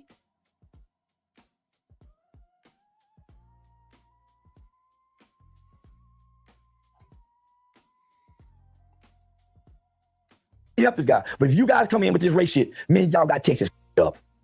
Y'all got Texas up. And when y'all file that first motion for a new trial, they're gonna deny it, and that kid's gonna do about 18 on that 35 now. My game was to change the narrative. I told her daddy, we not gonna make it about race. The issue is about the prefrontal cortex, the lack of brain development at his age. The Supreme Court said those are factors to factor in. We worked on the Miller Brown ruling. How we got George Token out, Eric Brown. So, man, the kids who had life without parole throughout the country, this has been the deciding factor of getting them home. Brain development, being impulsive. This was not intent. So, I told her dad that was Angle. Behind my back, before the meeting, he met with Pastor and asked Pastor, after we paid a lawyer, where's the rest of the money go? Who go handle the rest of the money? It's me, nigga. They giving it to me because they trust me. Why would I give my credibility to you? And they already suspect you've been doing it. He wanted to get the money and then separate from me. He said, Unc, I need to move. We'll help you move. We'll help you move. We'll help you move. But then we ain't giving you the money to do it. We're not giving you the money to do it. Let me see. Let me get on the big screen. Remove this. This is what I be doing. I be leaning in the chair like this. I'll be leaning in the chair like this. I put my hand over the I'll be leaning in the chair like this.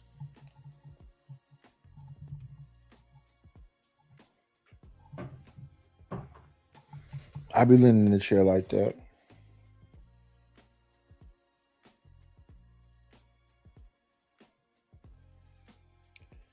These people say they're gonna do stuff. I want them to hurry up and do it.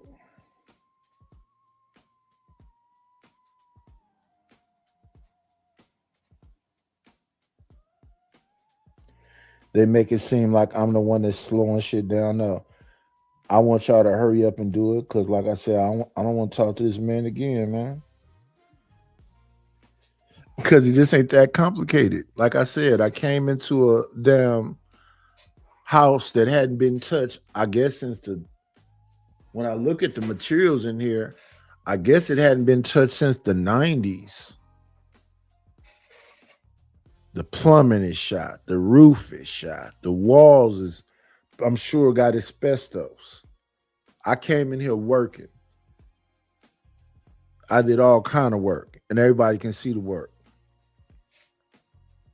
The first property management company screwed me. the second property manager have a relationship with the lender, so they just bypass me and she go give the money directly to him.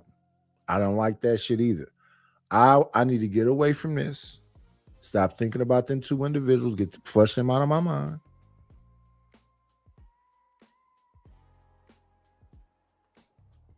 And get on my grind and get some motion going. And make another move and pivot.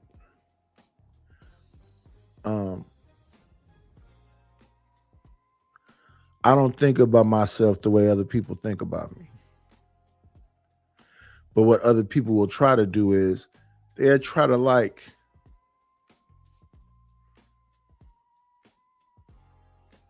I really think, not feel, think they be trying to sun me.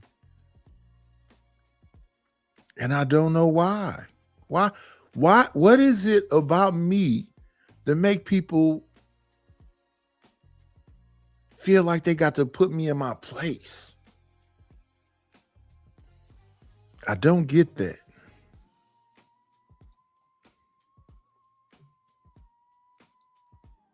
Asked for help during the trial.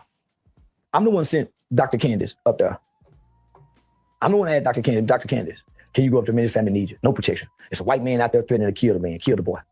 She said, I'm gonna be up there next Thursday. I said, the trial will be over by then, I think, Doc. They rushing this pretty fast. She couldn't believe it. I still be going to say, no, they rushing this pretty fast. He asked for this help, homie. Only to leave all of us hanging. As if we invaded. No, he asked for this. We felt like he was worthy of it because of the kid. Not that the kid need to be let go free. But when you look at all the facts, not the omitted facts, when you look at all the facts, then sit the facts to the side because the facts ain't the truth. That's why the prosecutor got facts, the defense attorney got facts, and each is presenting different facts as their truth. So let's look at all the facts. We'll analyze the facts and we realize that facts are not the truth. Why? What's the truth? Carmelo never got up there. Hunter never got up there. And every kid that was up there never got up there to be cross-examined from their original statements to the police. Not what they're saying today, but the let's look at these two.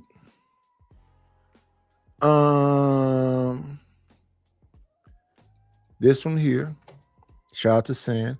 I think that's what she's saying. Stanley was fighting with me in the chat earlier, even though I told him I wasn't reading anything. Pay attention to Stanley, y'all. Stanley want to fight everybody. Pay attention to him. Rapid One Fitness said, this victim content is old, Nightish. When you are drunk, you be cutting up on panels. Rapid. I'm a Fight Club alum, right? That's the Fight Club way of doing things. It has nothing to do with drunk. Even if I'm sober, completely sober, and I'm on a panel and it's boring, that's what it be. What you'll have people do is they're like, we're going to stay on this. We're just going to talk about this. We're going to just talk about this for 6 hours straight. That's boring. I could be watching what I'm watching right now with Charleston and what I'm about to watch about when I was on a Rogue panel the other day. If somebody come up here and have a more compelling conversation, I don't give a fuck about this. We talked about this. We've moved past this. I don't think when you having a conversation on panels, you got to be stuck on one thing the whole time. Oh, what was y'all talking about earlier, Nightish? We was talking about Charleston White perspective on what he had to do with that Carmelo Anthony case. We was talking about Rogue C, but now we talking about this. The conversation has moved on.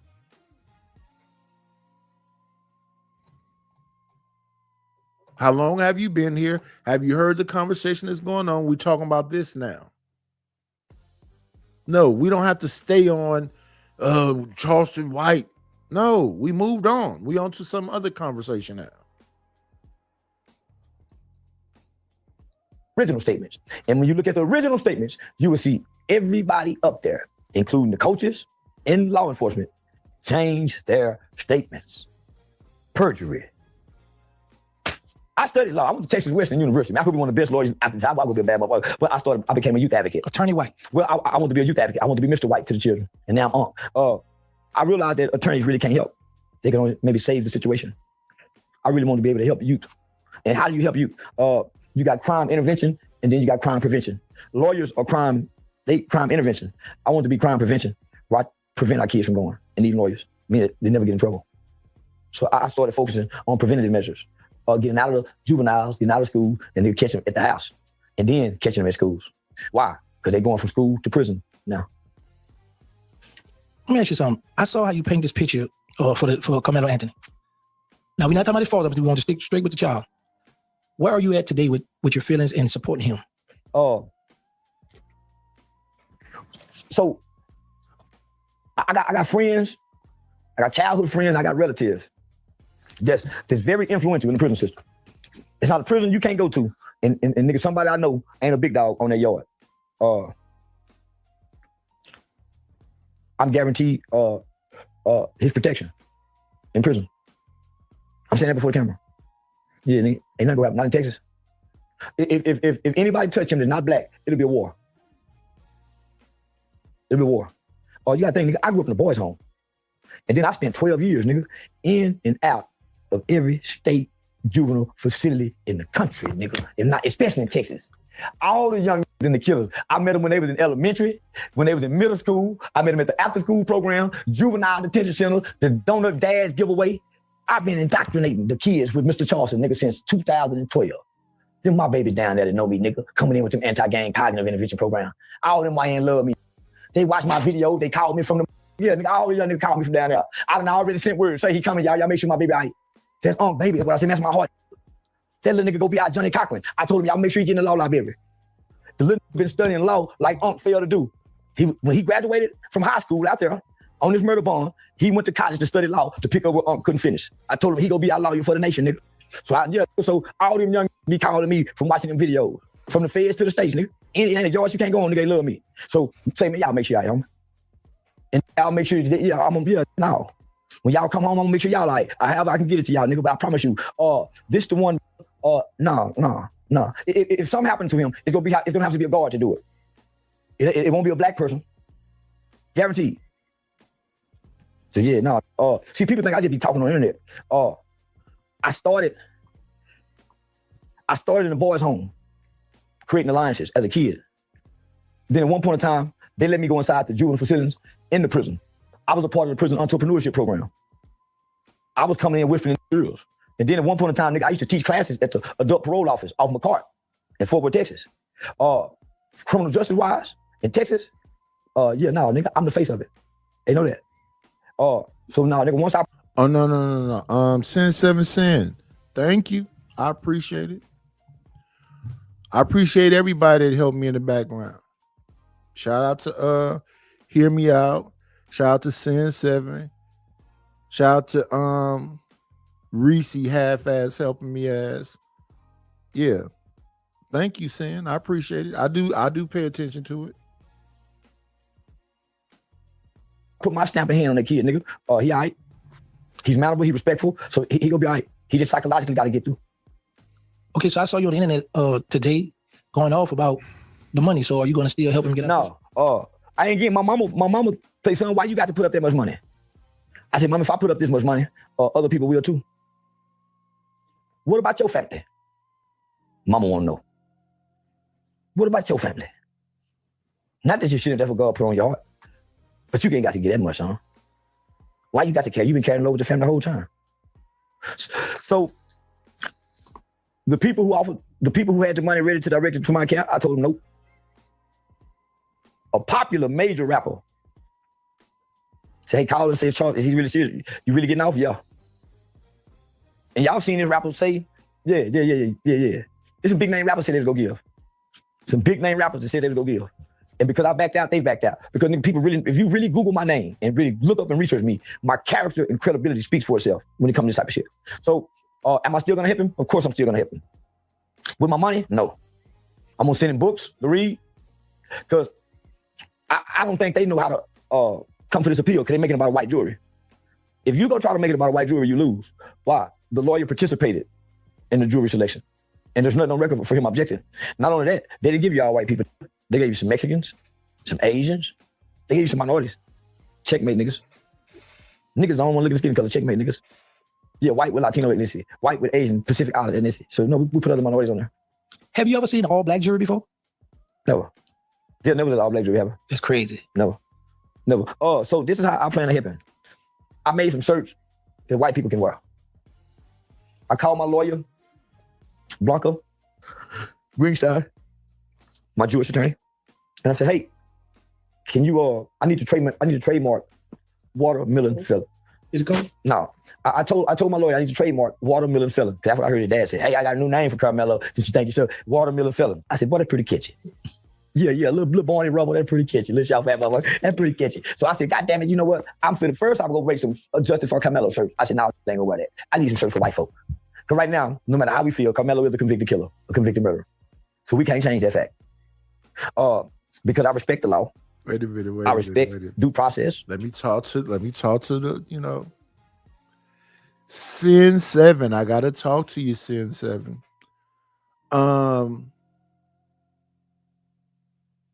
I appreciate the support and when you send things, but most of them things you be sending me be like gay stuff. And you say I butcher them. I don't try to butcher them. I'm just not gay. So when I respond to them, I don't believe in harming people who have an alternative lifestyle. So I don't want to harm them, but I don't support it. You understand what I'm saying? Like if my son would have come home one day and say, Dad, I'm gay, I got a boyfriend and all this other shit, that's still my son. I still kiss him on the forehead. I still tell him that I love him. I just don't support it, if that makes sense. I'm not gonna go out into a gay parade in boxer drawers with my chest out, waving a fan. But that don't mean I want no harm to come to them people. That's for God to deal with. That's not for me to deal with.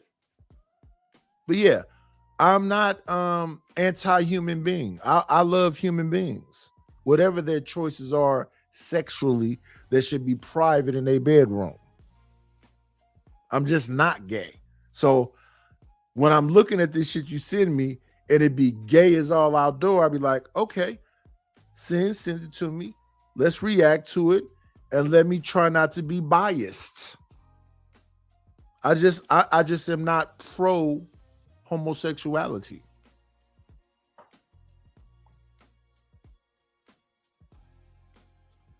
I respect a jury's decision, no matter how I feel about it. I respect the fact that he went through a jury decision so he can have all his rights. Do I like the decision? No. How can you argue with he went to jury trial? Did I believe all white jury? Yeah, but you said he went to a jury trial in a damn sundown town. So remember that too. Good morning, CJ Brooks. Good morning, Speak Radio. Good morning, B Sammy. Good morning, Reese Cup.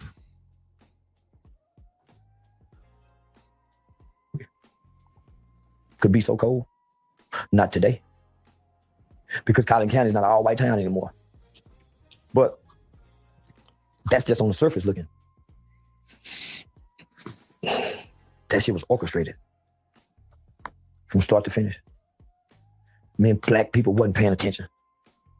So I don't know how they feel about what I'm saying. I've been there when y'all ignored it. Y'all was stuck on Lil Ronnie and Chink.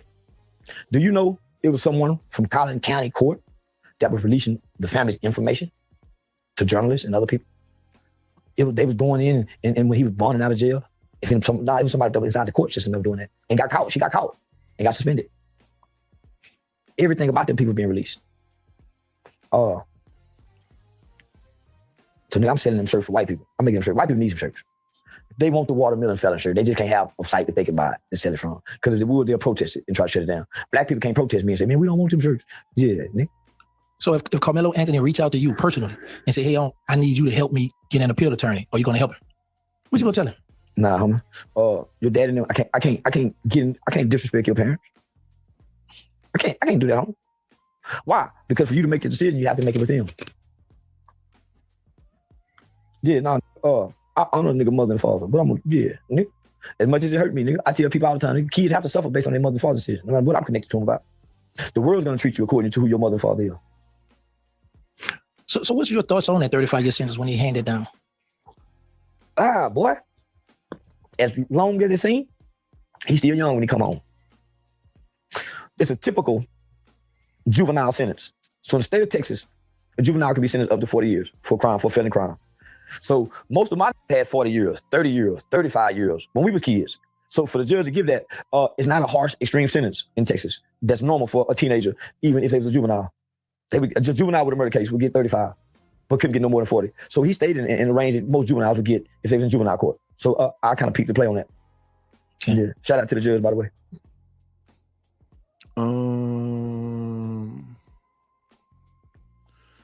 Speaking on some gay, Weezy from Horrible Decisions got engaged last week. To a woman? Did she get engaged to a woman or to a man? And even with that, Horrible Decisions, Poor Minds, Lip Service, and all that stuff is just about people being able to listen to them people and understand what they saying. You got some women, grown women on here. Now these ain't little kids. These grown women on here talking about being hoes. They want a hoe. That's why I play that.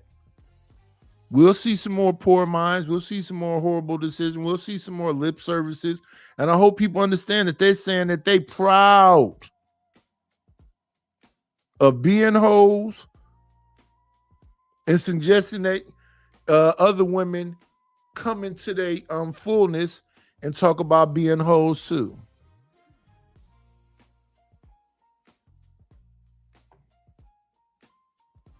Is expected better from you than you expect from your fucking self. Motherfuckers expected better from you than you expect from yourself. Because motherfuckers expected better from you than you expect from your fucking self. Yeah. People expected better from you than you expected from yourself.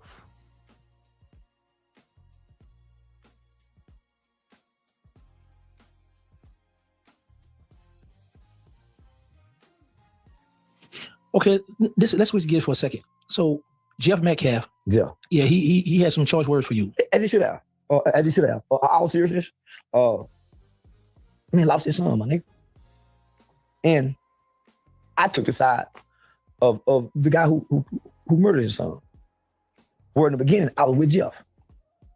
You know I was with Jeff in the beginning? For one, I thought Carmelo was guilty for premeditated murder from taking a knife. Even after Let me see. We got 32 people in the building and 18 likes. Can y'all hit the like button, please? Please hit the like button. Like, comment, and subscribe.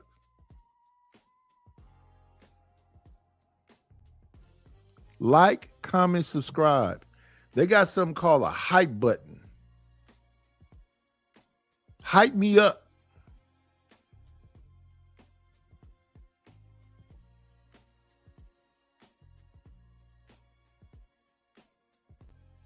Hit the hype button. Let me see. Share the video. Share the video.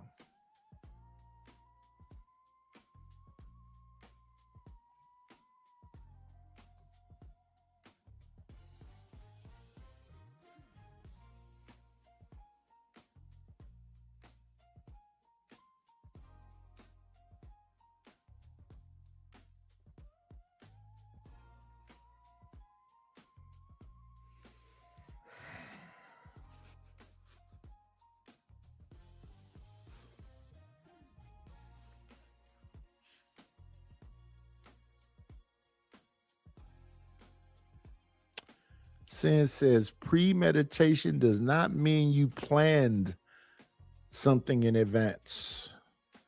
Premeditation is just doing something that you know can result in taking a life. I believe if you come into school every day, I'm even guilty of this, with a knife, with brass knuckles, with a stick, with a pipe, with a bat. Yeah, you're preparing for the event of something happening. But yeah, put your babies in jiu-jitsu class. Put your babies in boxing when they're young, 6, 7, 8 years old. As a father, do that for your children. Girl, your little girl too. Take them to the range. Put them in jiu-jitsu class. Put them in boxing class.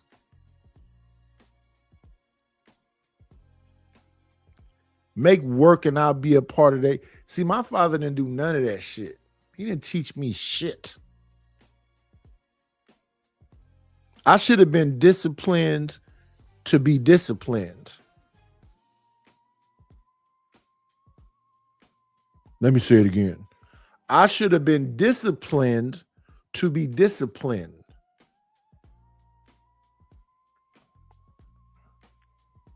That's what you should do as a father. Discipline your kids to be disciplined.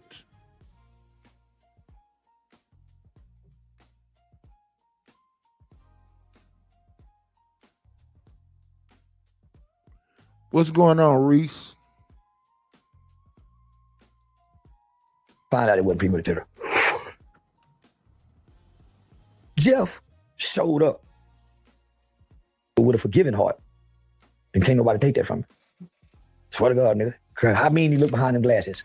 His words was, he had a forgiving heart, homie. And that's what really stuck with me. I saw him up there playing the race card. I said, no, man. I even told Carmelo that, nigga, let's try to. He said, man, I don't know if you're trying to kill me now, man. We got to kick him out. A man showing up with a grieving heart in front of the world. All black people. Yeah. Dominique Alexander fucked up when he kicked that man out. That man wasn't coming there to cause confusion. He came there with a forgiving heart. I remember the first time we saw Jeff Metcalf, he was saying, leave these people alone. Jake Lang, take my son off of that bus. Let's not make this no racial thing. That's a child. He was saying that about Carmelo at first.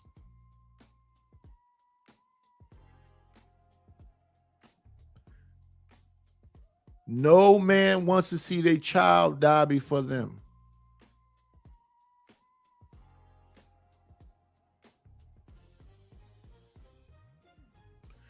Marvin Gaye said, save the babies. Who really cares? Who's concerned? War is not the answer, for only love can conquer hate. We all got to find a way to bring some love in here today. Oh, mother, mother, mother. Father, father, father. We don't need to escalate. All black people. 2 kids have an incident, and you got black people, adults, acting like they mad about what kids was doing and rejected that man in such an ugly, nasty way. Dominique them did. I'm talking about homie rejected that man in such an ugly, nasty way. You know what I told Carmelo's dad? You had your wife up there talking, the whole press conference. Nigga, I said, you look, and y'all kicked the man out, homie. The man said, I said, homie, we can still, nah, homie. So if I come to you trying to make something right, and I got the right to be mad about what I'm not mad about, and you reject me, I'll hate you. I'll hate you. So I understand how you feel. I understand how you feel about me. I came because I saw, man, this is 2 families up. and they done let this dad play the race card. They done fucked up. So let me say this right here. Y'all be listening to me, but I don't think y'all be listening to me. Hello, Demi Bum. Y'all be listening to me, but I don't think y'all be listening to me.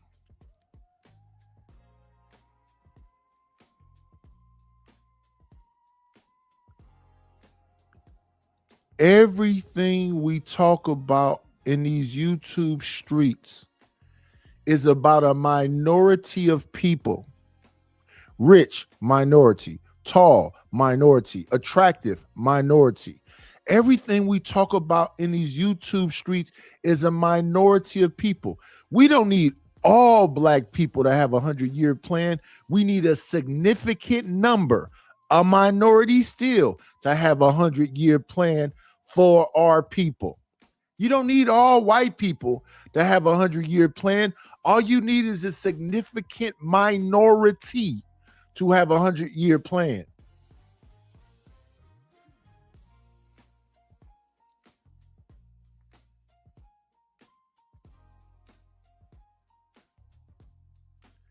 If I find out some shit that has easy access that can be beneficial to my people, I give it to you for free.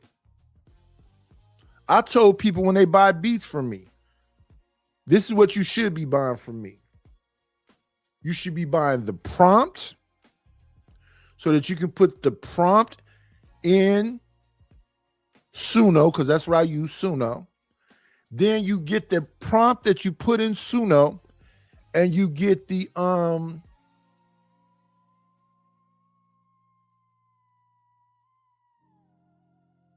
what is it called? You make a cover, you get the copyrights to it, then you put it in DistroKid and sell it. You put it in Suno. You got to have a live paid plan. I'll send you the prompt. I'll send you the lyrics. You remake the song. Then you get the copyright for it. Then you put it in DistroKid and see if you can sell it.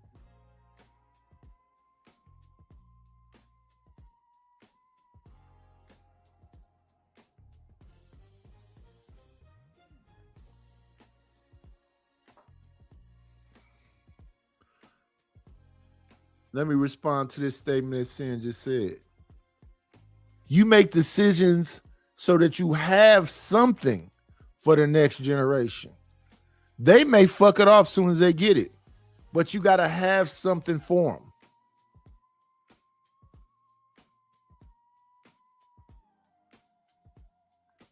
When my situation with my wife happened, we was in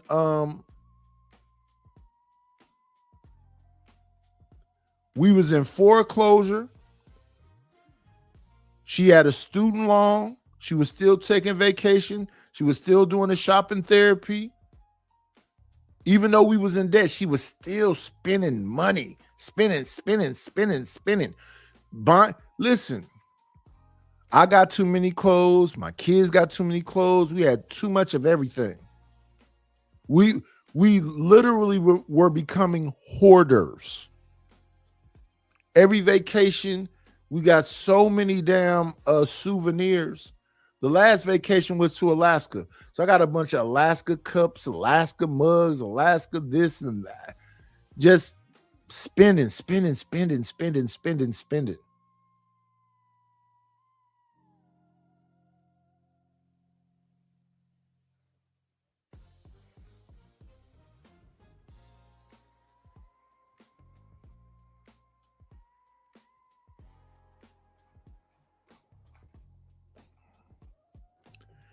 But like I said,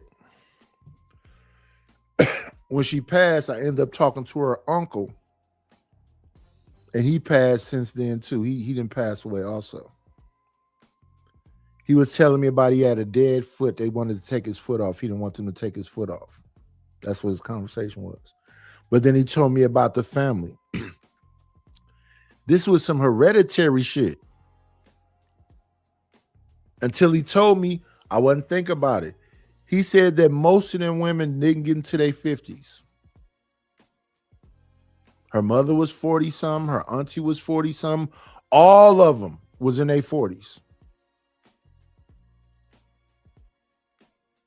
It was me and my youngest baby with me over there talking with her uncle. He said they all came here from the South. In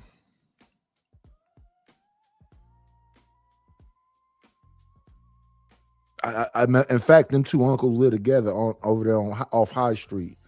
I forget what part of the South they said they came from. Damn.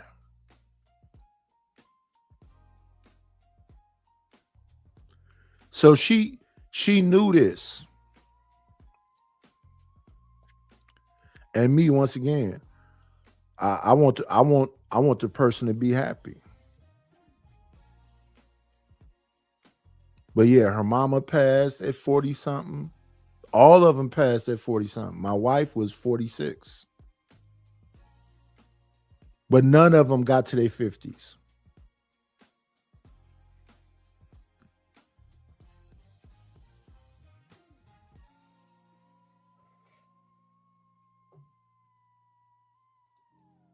I didn't know that till her uncle told me. I said, yeah, her mom was 46. Because her auntie passed when I came home in 94. She was in her, none of them got to their 50s. This family became a target with no protection and no security. So my convictions as a man, my convictions as a black man, my convictions as I'm gonna get them some protection, even if I got to do it. So I went to the internet and I made myself a target. You know, I said some things to Jeff, I said some things to Sarah, and I went all the way out. So this family, y'all, and so and they targeted me too, but I could take it. So he got every right to be mad.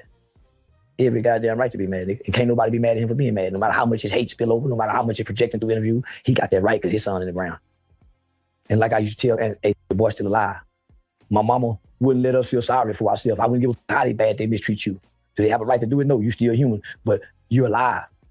I still get to come down here and hug you. I can still get a phone call from you. That other family, they ain't got that, so you have to always remember that and have empathy. So, yeah, that's the situation. Carmelo's still alive. Hopefully they are protecting, like the rumor mills are saying that he's protected.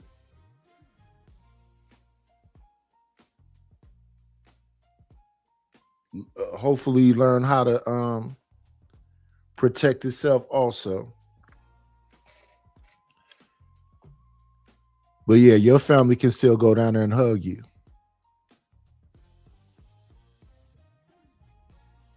Y'all can still talk back and forth. That other man's son is gone. So even though I hear people in the chat talking about he's a racist, no, I think he hurt. I think he's hurt. And what you're hearing is not racism. What you're hearing is pain. Do y'all know the difference? What you're hearing is pain.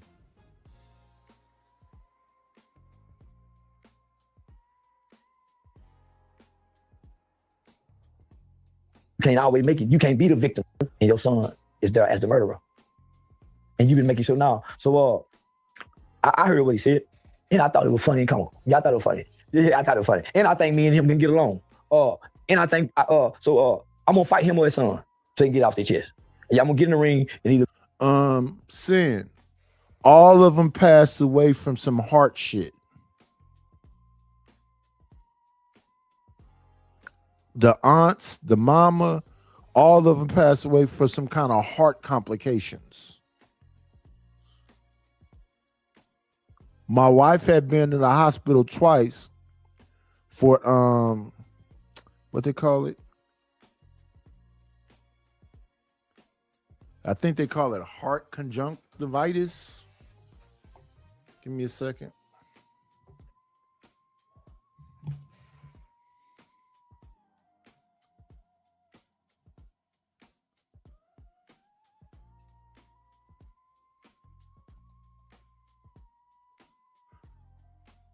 No, conjunctivitis is a eye thing. It was a heart conjunctive something. Conjunctive heart failure.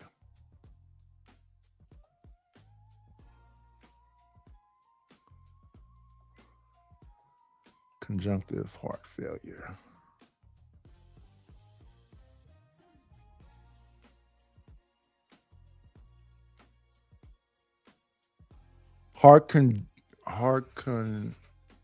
Conjunctive heart failure.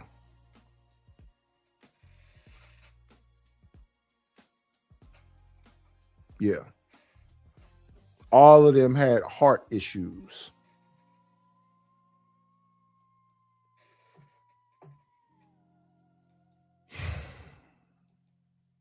Me and Hunter go fight. Me and Lil Barney go fight. Me and Lil Jeff. But yeah, no, man.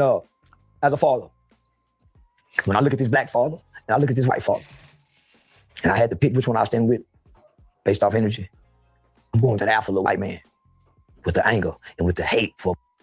I call you nigga, whatever. Why? I didn't want to play this game. I tried to. He's telling y'all this, homie, and I watched him and I studied him, and he's being honest. He didn't. White people didn't brain race into this. These local Black Lives Matter did. That's always done it. That's always known for it. They come into your cities. They come into your towns with the big fancy Black Lives Matter lawyer. They cause a division between blacks and whites. They get to go fund me money. They split it up and they leave y'all fighting with each other. And they go on with the money. And that's what happened. The Dallas County lawyer got their money, went back to Dallas County. I'm sure he gave Dummy got it down to cut for the referral. $600,000. I'm sure Dummy got. So, man, Jeff, you have every right to feel what you feel, Jeff Metcalf. You have every. Who was that?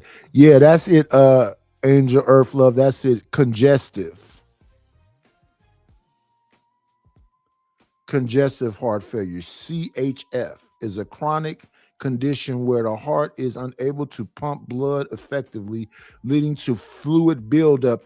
That's what they had to keep doing. They kept having to drain, fluid off of her. Build up in the lungs and other parts of the body. Congestive heart failure is a long-term condition that occurs when the heart cannot pump blood effectively to meet the body's needs. This inefficiency causes blood and fluid to accumulate in the lungs, legs, and other areas, leading to various symptoms and complications. It is important to note that CHF does not mean that the heart has stopped working. Rather, it is struggling to function properly. So yes, that's what it was. Congestive heart failure.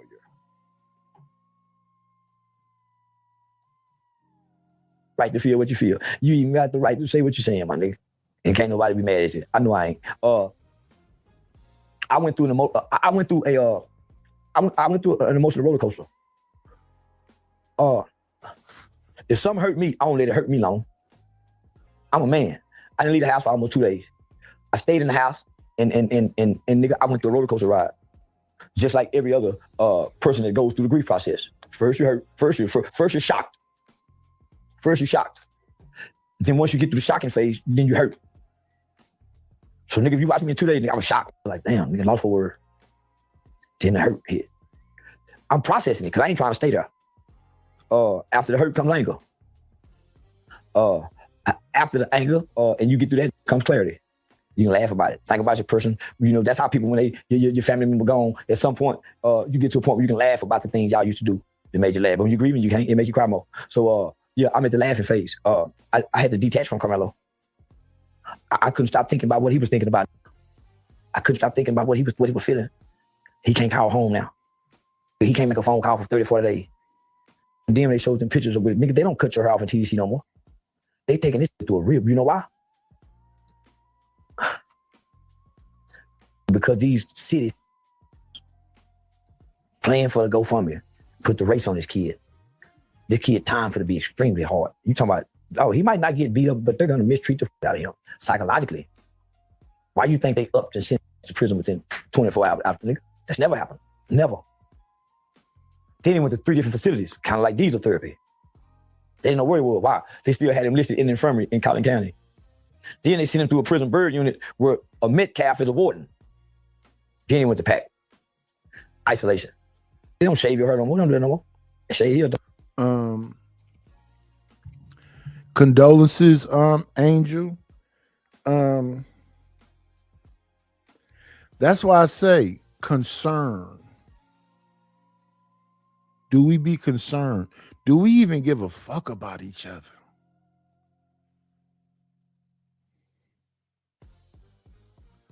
Motherfuckers talk shit to me every day on here. Do we even give a fuck about each other? People used to talk shit to Trinidad. I apologize to Trinidad a lot of times because I know she used to be drunk and saying wild stuff, but she needed somebody to put their arms around her. We saw her with black eyes getting jumped on and all that kind of shit, and people still fucking trying to roast her. Then the next thing we hear, she gone.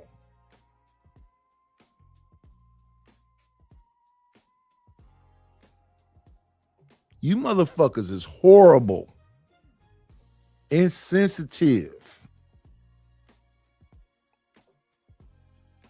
I want to say that because I might be gone tomorrow. Fuck you. Psychologically frying little boy. And he can't talk to nobody right now. But shout out to the warden at the PAC unit. Shout out to, I don't give a damn what y'all say, there's some good white people, homie. Shout out to the warden to see this fragile little kid, homie, to let the mother and father talk to him. Yeah. Shout out to Attorney Oliver Brown, who came in. Probably 1% of lawyers have ever won in appellate court. He's one of them in Texas, out of Harris County. Mitch Nolte, with top 10 best criminal defense lawyers, murder cases, death penalty cases in Texas, if not in the country. Shannon Ross, Ms. Brendan Ross, a family of mitigation specialists. Mr. Antoine Salas, the credit genius, who immediately started working on the credit. At least a lot of people came forward. Gigi unit. Yeah. A lot of people came forward. A lot of people came forward. I know people say he's grown now. A 17 and a 19-year-old is still one mind. It ain't grew that much in 2 years. Look at your 17 and 19-year-old. You ain't finna let them go deal with white American court system by themselves. He still needs some input.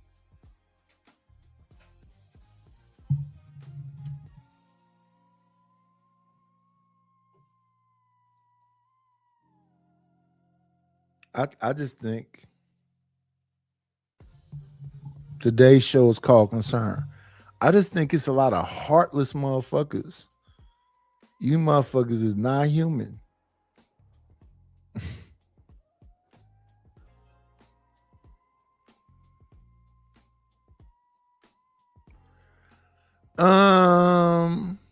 Saying, I know you got a problem with Charleston, but if we listen to what he's saying right now, let's just, because that's my thing. Listen to what he's saying right now. The father need to listen to this. Carmelo Anthony father need to listen to this. All the people that's making this about race need to listen to this. Dominic Alexander fucked this up from the get-go. This shouldn't have been no racial stuff. And they damn sure shouldn't have kicked their daddy out. In this type of situation,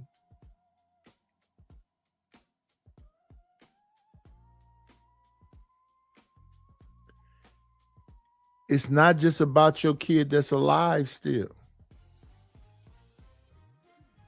It's literally about the grieving father. The father didn't come in, he didn't come in there on no racist stuff at first.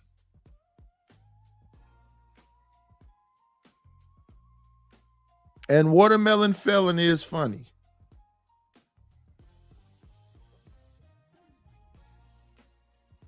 Guys, so I had to detach my nigga. In order for me, I had a great comedy show, but it was hard. It was hard, nigga. Nigga barely fuck. Think about the little boy. Nigga can't even be sexually stimulated. Nigga, think about the little boy. You know me too. Like, man, nigga. Because it's like if your son, it's like, man, I connected with this kid. This kid would comfort me at times. And I be saying, nigga, stop worrying about me, uncle. Nigga, this kid got compassion. And psychologically, I know what he's doing. What happened to him is the reason we're afraid of death. You don't know where you're going.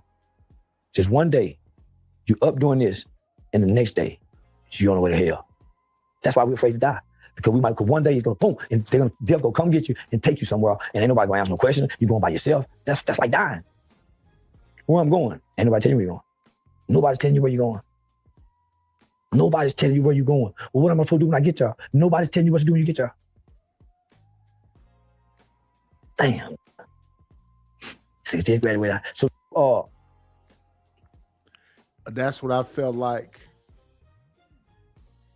when I was 18. I turned 18 and they put me in that paddy wagon. And I'm in there with a bunch of grown people, musty, on dope.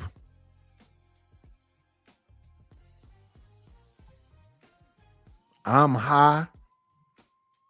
Where are we going? It ain't no windows. You just locked in a van, handcuffed up around a bunch of other people.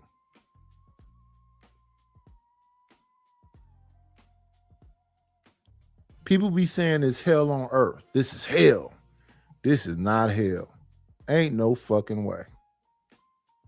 I don't care what I've been through. I've been shot. I've been stabbed. I've been locked up. They done threw me in different, administrative segregation, 23-1. That was not hell. That just was jail. That was just a cell.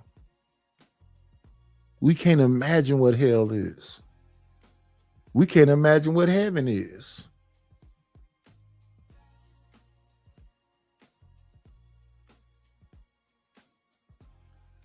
But like I say, the toughest person I've ever known, my real life hero, not in no movies, is my mama, Essie.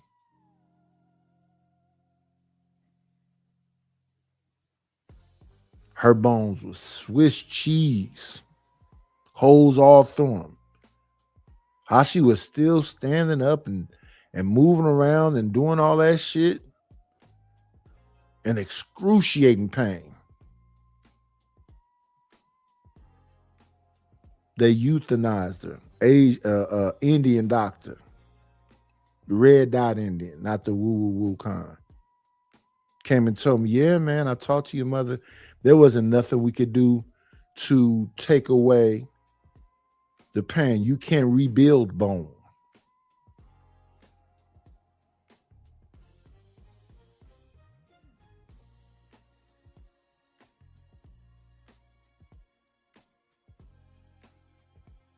The last thing she told me was, hug me. And I don't want to squeeze her too much. So I was like lightly hugging her. She said, hug me. I was lightly hugging her. And I just a little bit more, because I don't want to squeeze her.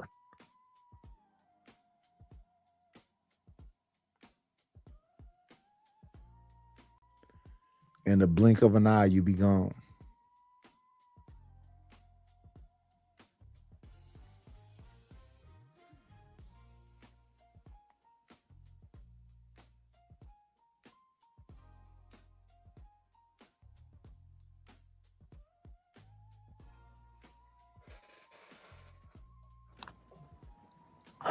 All I'm gonna say, nigga, is no child is born bad. And it's clearly wasn't a bad kid. Yeah. So what are your thoughts on Dominique with the band Black Action News? Next Generation. I know all of them. Kim T. Cole, I know all of them. They play for the money. They go fund me. That's why everything's about to go fund me in the beginning. They need to raise money. That's why everything's about to go fund me. That's why everything's about race. That's why they're mad about everything.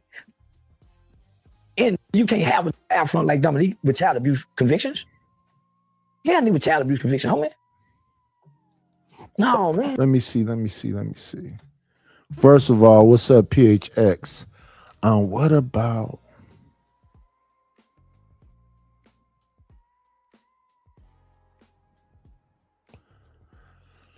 I don't think you have control over your emotions as a teen.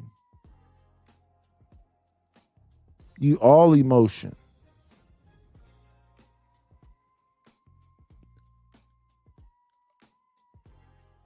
Before my son left here, he was talking to me. He was like, I'm mad. I'm like,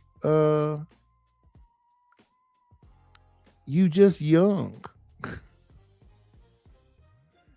You don't have no control over your emotions.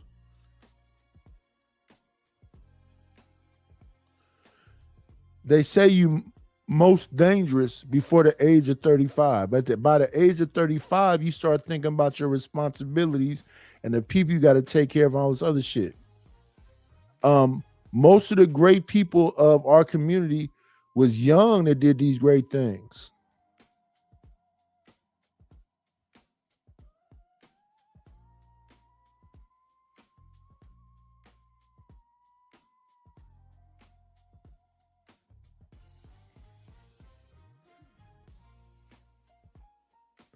And then again, race is a social construct. And if Jeff Metcalf been talking so-called racist his whole life, I would suggest I'm kind of racist. I told you I'm pro-black. Who doesn't love their people first? Why does that make sense? Even though I understand when it comes to race, it's only one race, the human race. But since people like to differentiate and delineate, it is what it is.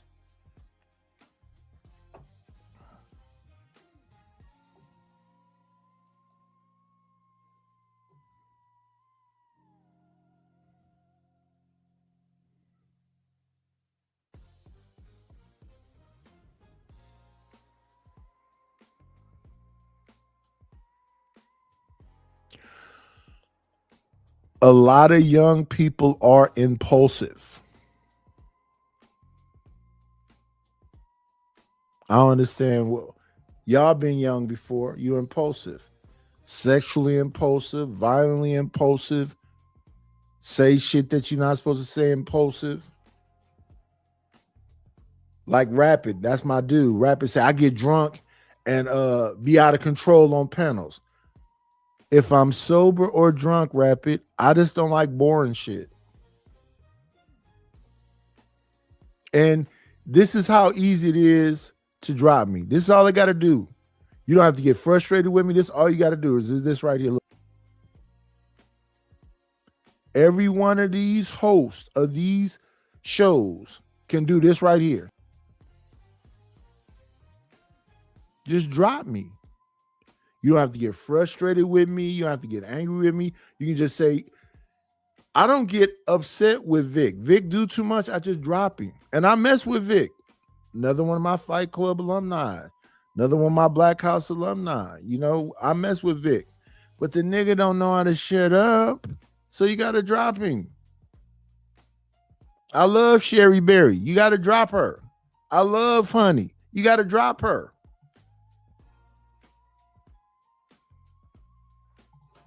You don't have to get upset with them. Just drop them. Okay, well let's switch over to this because I need to have your thoughts on this. Yeah. Rick Child was found not guilty of murder of that 14-year-old Beltane. Okay. Kid has some video pictures of him flashing guns, so known for having a gun. Took off running. Never stopped running. They wasn't chasing him with a gun. Free, nigga, free. They didn't come out there shooting. Why was he running so hard? Why? Why can't, if you hadn't done nothing wrong, why are you running so hard at that store? And you know for having one. Well, Rick Child ain't know you had one. Everybody know the hood. The hood store know everybody. You know them people work at the hood store know which all our nigga coming up with the gun. Like, we know each other. Come on now. Okay, but let me ask you this. Do you think that young man and Rick Child, the old head, could catch up with that young boy? His son chased him down. I think that his son chased him to catch him. Why? We know the little nigga that got the guns. His son working back there, he probably comes from a weed bicycle, all black. We engage one another in our communities. So he probably already done something. That's why, homie, Carmelo was a kid. You can look back and say, hey man, this kid don't have nobody saying nothing about him criminal. This little boy wasn't so. I look wild at 14. Especially at them Arabs and them Asian stores. Standing outside, hey, look out school, I got the gas. But they said, yeah, nigga, they unruly when they go in there. And they got the thukas in their back. So nigga, them people see that and they remember that. We acting like we don't see it. Well, you feel like he was justified for shooting? I didn't say that. Why you keep running? I told my son one time during the pandemic, he snuck out, go get into. The police was at the light. My son ain't never been in trouble. We on curfew, lockdown. He just take out running because he see the police. What you run for? I don't know, police. Police wasn't paying him no mind. But police said running. Yo, don't go get it. When he spent one night in the boys' home, the night, when he got out in front of my mama and his grandmama, you know, I told him, they should have shot you. They should have shot you. Mama says, oh, son, don't say that. For real, mama could run in front of the police, they shoot you. Why you running? Well, you got something out, why you running? You know what got me with Carmelo Neal? Why you take it to school? Why you have it? Even though it was a tool, why? And I could never get an answer. You ever asked him that? Your daddy too, why? Why do you have it? Yeah, I don't know, like that. Why? I don't know. That's first. Was he getting bullied before then? If he was, then this is murder. Yeah. If he was getting bullied anytime before that day, and why they pick him? So I start saying, man, they're not telling me everything. And nigga, I'm putting my life on the line with these white folks, these rednecks. Nigga, I'm putting business relationships on the line. And not telling me everything. So nigga, let me pull away. And not telling me everything. I just don't believe that if he called you and asked you to help bond him out or get a lawyer, you're gonna say no. I can't, nigga. But I don't believe you'll tell him no. I have to tell him no. If a judge have to go and hide him, why would I risk that for me and my family? If a judge had to go and hide him, why would I go through this again, getting my shows canceled? Because, yeah, you know what I mean? Nah. All right, so what are your thoughts on Texas man sentenced to 45 years for stealing a Lego? His priors got him. As they said, it ain't the Lego, it's what you've done all the way up to now, nigga. Yeah. So, it's fair. Okay. Yes, sir. Okay, now we about to get into this entertainment. Just recently, we're gonna move forward. Remove that. They changing subject. I want to know what was going on, his thoughts when it came to Carmelo, since he was involved and he could have really been helpful, and he backed out. So we heard what he had to say there. Doesn't mean you have to believe him. Some people don't like him, don't trust him, think he's full of shit. And you have the right to have your opinion. Then y'all say to me, why do y'all platform him? I platform him because you know how to have some motion. I platform him because I want to hear what he got to say. None of us are saints.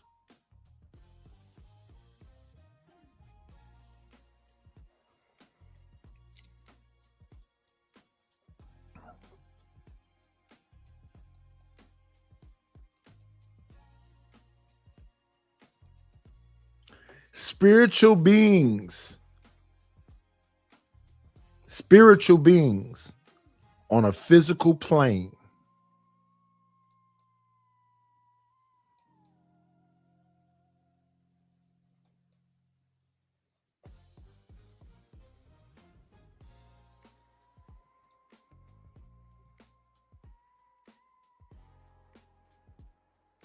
Now that you said this to such and such, grown woman. I said something to a grown woman.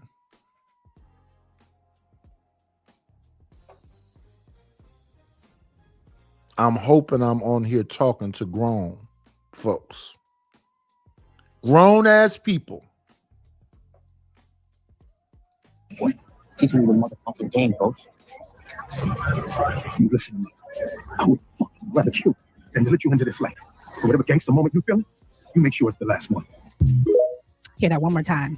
Who do you want from me, Tariq? Huh? What do you want from me, boy? Teach me the motherfucking game, Ghost. What do you want from me, Tariq? Whenever I look at that motherfucking clip of him and his son, my baby look a whole lot like that young man right there.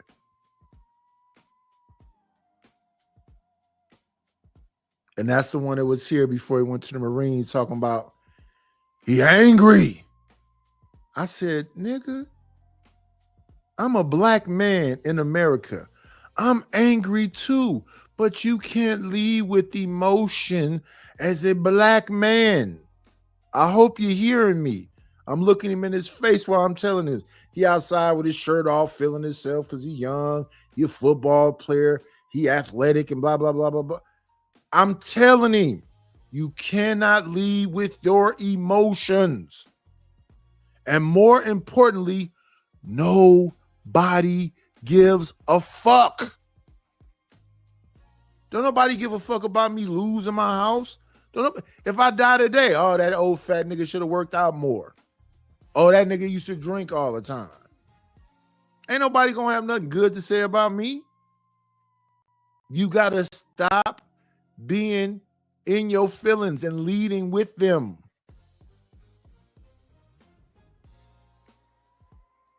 Since I've been to this house, I put a new floor in the kitchen. I put a stainless steel farmhouse sink. I got stainless steel appliances. I got a new washer and dryer. I painted all of the house. I cut out a bunch of shit. I did all kind of shit. But I could not get none of that $142,000 of equity to fix the fucking roof and the plumbing. That's about $13,000. I got $142,000 in the house. I couldn't get $13,000 out of the equity to fix the shit. While my lord going, while my lender's going, I'm nice, right? I don't want to talk to you, dog. Even now, I don't want to be in here. Get some movers to move this shit to the other apartment. If you can get the other apartment, get the other apartment so I can get the fuck away from you. And maybe that's the end of the conversations between us. That would be amazing.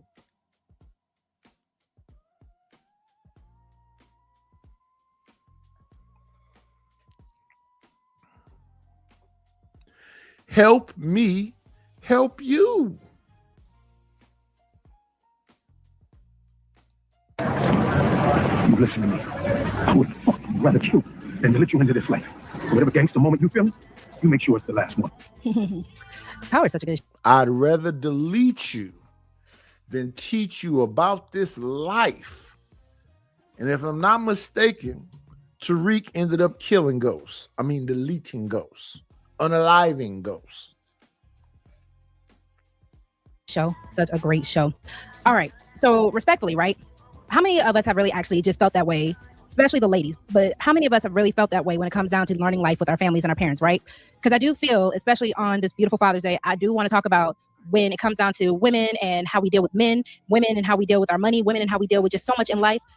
Did we get the game taught to us from our daddies, right? Daddy, did you teach me the game? Daddy, are you going to teach me the game? Because at the end of the day, I do believe that a lot of fathers do have a due diligence of letting their children, especially their young daughters, really know what is out there. Not just the threats, not just the boogeyman that they might have been back in their heyday, right? But more so, if my dad is setting up a legacy for me, if my dad is setting up for me to actually carry on his legacy, you need to put me on game. Regardless if the game is right, wrong, in the words of Tariq, you got to teach me so I know how to step the same way that you step, because that is your role as my father.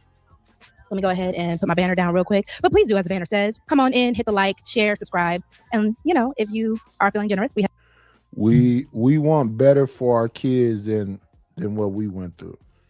I didn't teach my kids no street shit that I knew. I want them to be square and lame and all of the stuff that people try to say about me before I got myself involved in these streets. These evil streets is rough. And in my city, one of the worst things that happen, and I try to get this across to my kids, is that no, it ain't gonna be no stranger danger. It's gonna be the people that you know. My city is famous for what they call backdoing. Getting backdoored by a woman or your friend. Getting backdoored.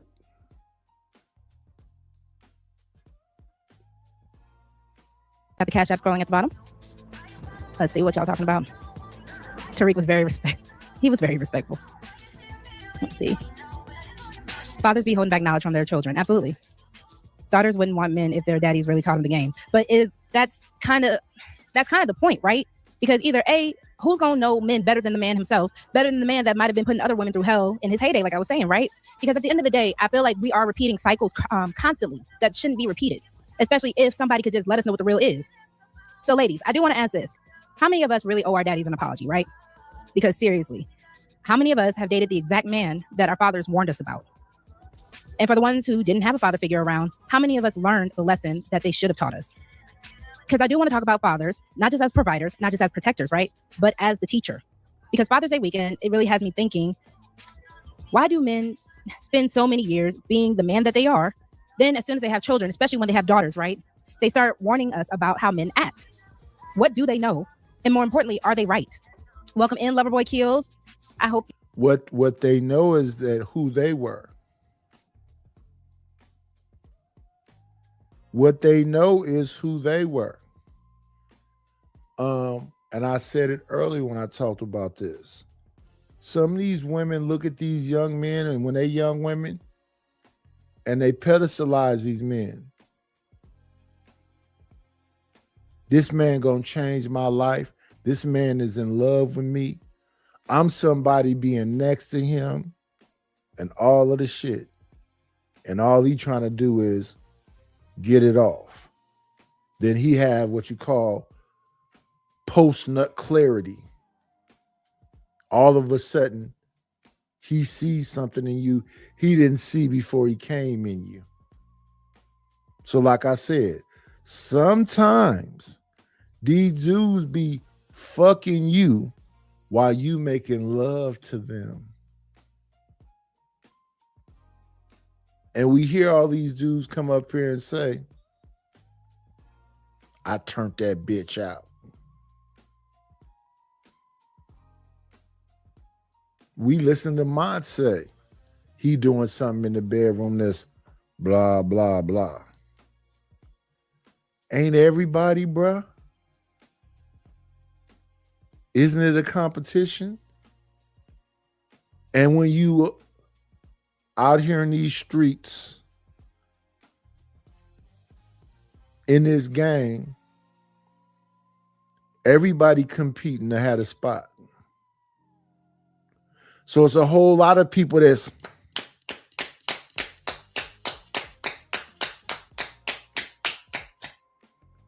and she'll say, all you doing is just pumping on me. Thrusting, but getting all your energy in it. Where's the emotional connection? Do you even care? Or am I just supposed to be here like a pocket pussy? You have an amazing Father's Day. Happy Father's Day to you. Kills is wishing all the fathers, all the papas, all the big daddies, happy Father's Day. I had to watch my pops and mimic. And Royce, I think that's amazing because I do think with boys, you guys have it just a little easier when your father is there, right? Because as boys, you guys are becoming men. So you can just mimic your father. You can just kind of, see as he does. The same way, when my little one was getting potty trained, it was more so for him to just watch his dad respectfully on how to actually use the bathroom instead of how I could teach him. So you guys have it slightly easier. But I do know that women, your girl included, can be hard-headed. And if daddy is telling us about these guys, are we listening to them? But I do feel like a lot of times dads just kind of silently just watch their daughters keep hitting their head against the wall and just being comforting when we kind of come back to them instead of just putting us on game. And I do agree with Lover. Let's do this. Let's do this.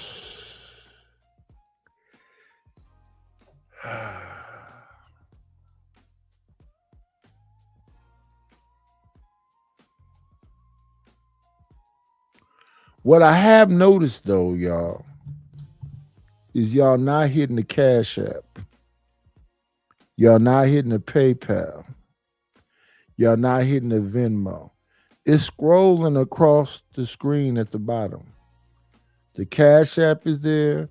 The PayPal is there. The Venmo is there. Support the situation, y'all.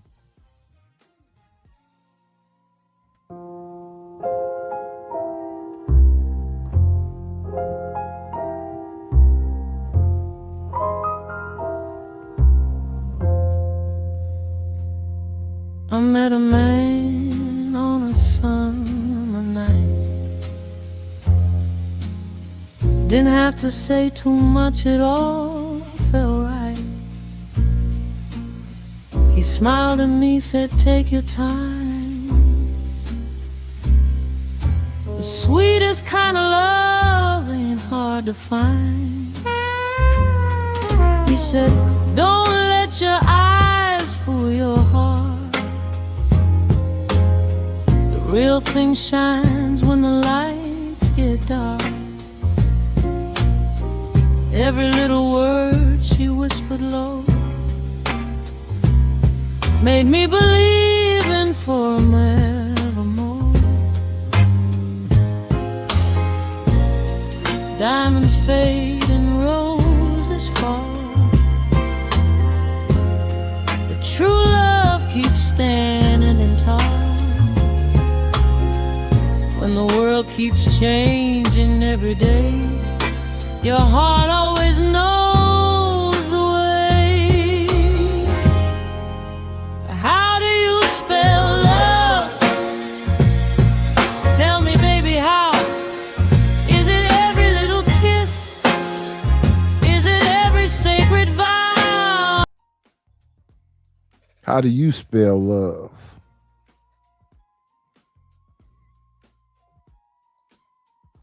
Boy Rue, when he was saying, you know, if women actually knew the game from our daddies, we really wouldn't want to deal with men. But I don't want to take it to that extreme. I think we would just know which men to really avoid. Or again, we would kind of just know the red flags and the telltale signs of these men, so that when we see it coming, you kind of hear, you remember your father's voice. Daddy warned me about you. And then you can make the choice accordingly as a woman. So my first segment real quick is going to be the game. What do fathers know that women don't? I don't think fathers are trying to teach daughters how to avoid men. I think they're trying to teach their daughters how to recognize the patterns of men. Because game isn't manipulation. Game is awareness. Game is understanding consistency, character, discipline, intention. And that's what makes this really uncomfortable. Because at the end of the day, a lot of fathers aren't warning their daughters about strangers. They're warning their daughters about a version of themselves. And, you know, how many fathers are really looking at the boy that's bringing, you know, a corsage for prom, that you're trying to bring to that family dinner, that you're trying to really just get involved in your life, and your daddy is looking him up and down knowing, I see you because I was you. And it's not because they have proof. It's not because our daddies are psychic. But it's because they recognize the behavior. Men know men. We know this, right? So would your father approve of your dating history, ladies? And think about that before you answer too fast, because mine probably wouldn't. And that's probably why a lot of us, respectfully, don't bring every man that we're dating to our daddy. But that's a whole nother conversation. I don't see myself in young dudes.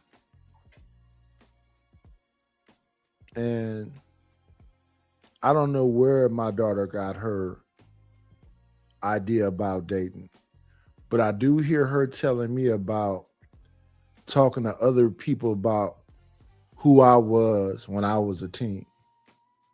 And her definition of me, I don't agree with.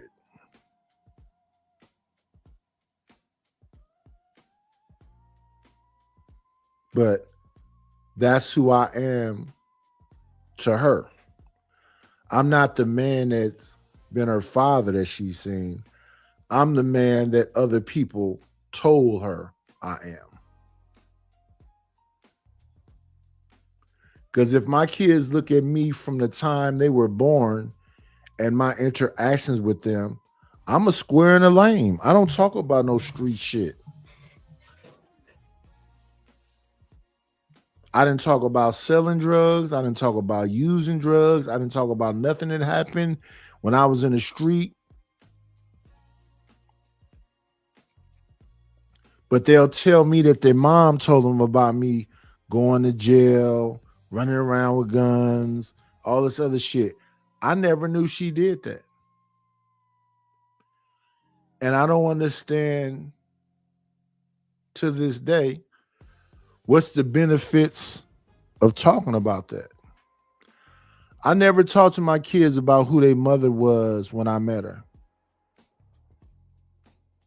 But they had all kind of conversations about who I was when she met me.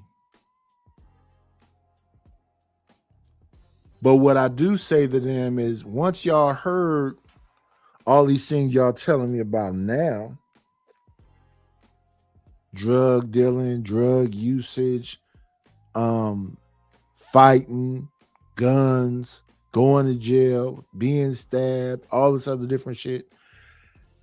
when y'all tell me all these things now,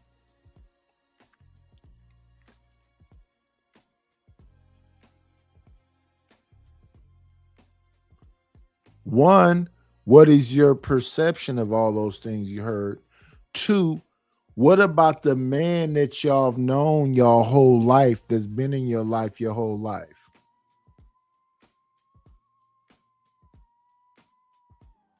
Picking you up from childcare, dropping you off at childcare, being at your school, being at your auditorium meetings, reading to you, teaching you math, showing you how to write cursive, sitting in the back, planting trees and playing with salamanders and roly-polies, and the man that's been around you this whole time. I'm a bad guy?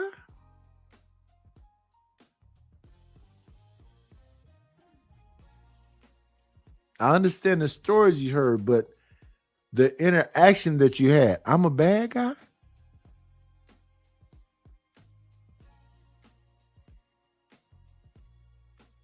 Have you seen me fight? Have you seen me fight your mom? Have you seen me belittle your mom?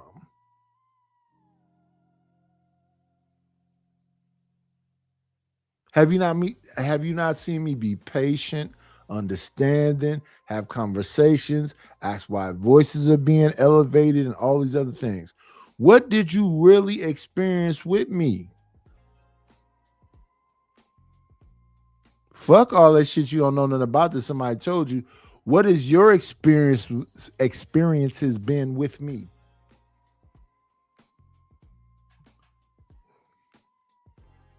Right? Let's see. I don't know about easier. My pops was doing things that are very difficult to mimic. I feel you on that. The way I was saying easier is, like I said, in the sense of certain manhood things, you guys kind of get the benefit of being men. Certain things my daddy can't teach me because I'm not a man. And I think that's where some of the friction, for lack of a better term, happens when it comes to daughters and fathers. Because I'm not a man, I don't think like you, and you can't really approach the situation the same way that you would a son when you are a father. There is a more, I want to say delicate, but there is just also a different way that fathers do have to approach their daughters when it comes to putting us on game. Don't bring a goofy around your daddy. And a lot of women, okay, so respectfully, unless you are just a ain't-ish kind of dad, I do feel like a lot of girls, a lot of women actually do know I'm not just going to bring any and everybody around my daddy. I think a lot of us, if you have respect for your father, that's why we don't really go around with our dating history and just waving that dating history flag in front of our fathers. Because a lot of times it's a matter of, I know my dad's not going to approve of him. I know my dad is going to go ahead and just Uncle Phil him out the door like he did DJ Jazzy Jeff. But I'm going to still do it anyways. And I do want to talk about that because I think that is also the frustrating part that you fathers have to deal with. And I would love to hear from y'all about it.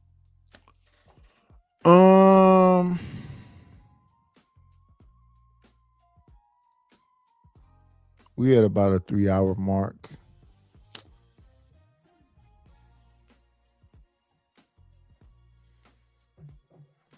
Let me see. Did I get the 32 likes? Let me see if I even got the 32 likes. I've been here with y'all 4 years now. Y'all know me. I got 26 of the 32 likes. I got 26 of the 32 likes.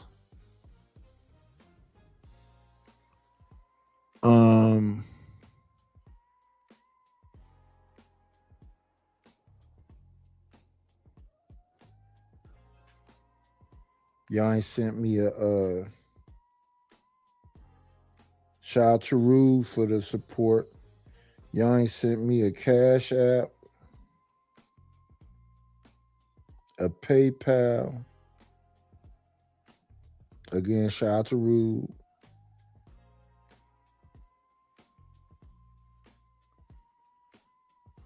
Y'all ain't seen me a Cash App, a PayPal, or Venmo.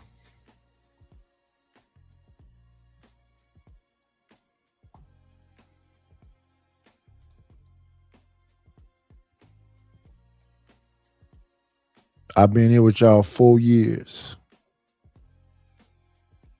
That man. It's my house. I built this shit. Me, brick by brick.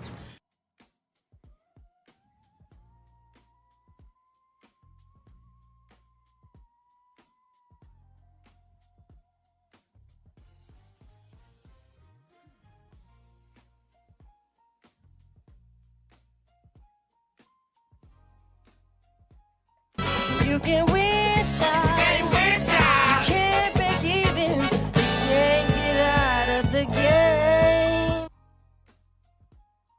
Survive, nigga.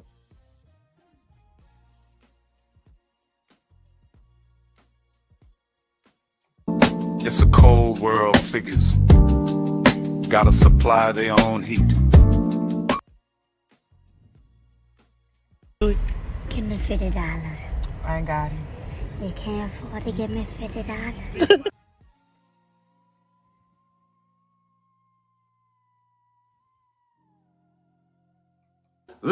Let's start the.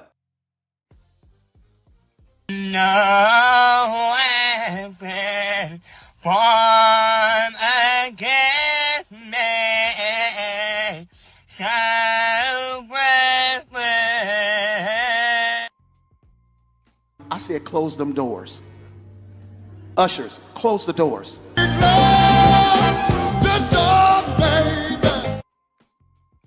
Sometimes in life, the odds are against you. But if you give it your all, if you do the best you can with what you have, you still might not be able to really do shit. Yeah. It's nothing wrong with supporting the channel, y'all. Y'all say it's the wine. Y'all say it's the anger. Y'all say it's something else. It's not none of those things. When you hear me on the panel, listen to the panel. Listen to the panel. And you'll understand. I'm just trying to wake y'all up. So this is the day after Father's Day. I saw a lot of people I would consider cool people in the chat. We got CJ in the chat. We got Sin 7 Sin in the chat. We have a brother of a certain age. We had Rogue C. We had a lot of good people. A lot of good people. When y'all can, and only when y'all can, Speak Radio, King Picks, when y'all can, find a way to support the channel. Hit the like button, comment, subscribe, share, hit the Cash App, the PayPal, what's going on, Zoomer, or the Venmo. Other than that, on this Monday morning, June 22nd, I want y'all to do one thing and only one thing. Y'all know what that is. Be great.